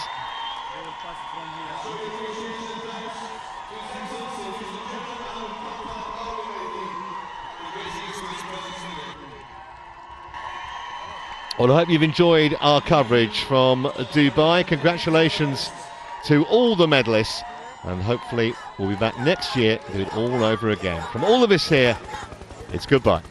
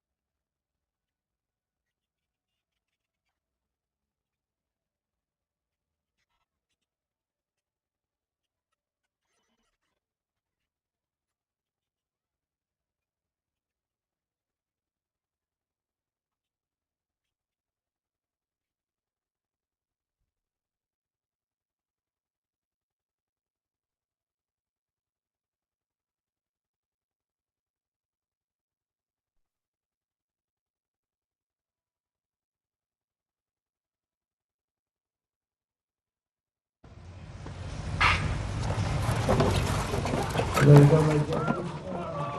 Your athletes done very best, and of course good weather ahead for the rest of the day.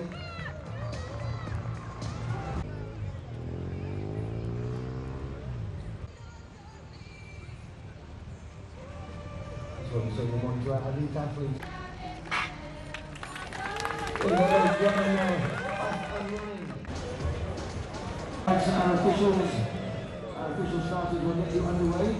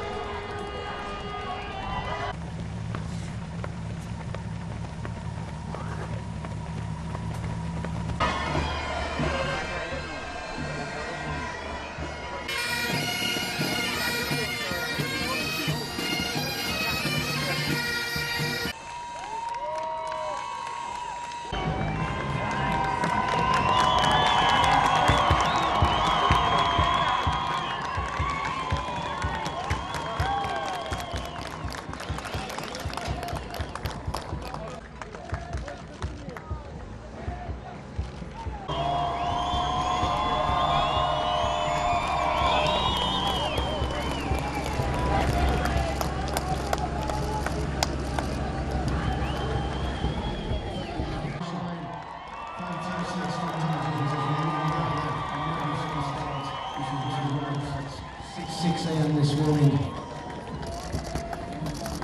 As we go through the day as well, further up by the Madinat on the edge by the signals we have.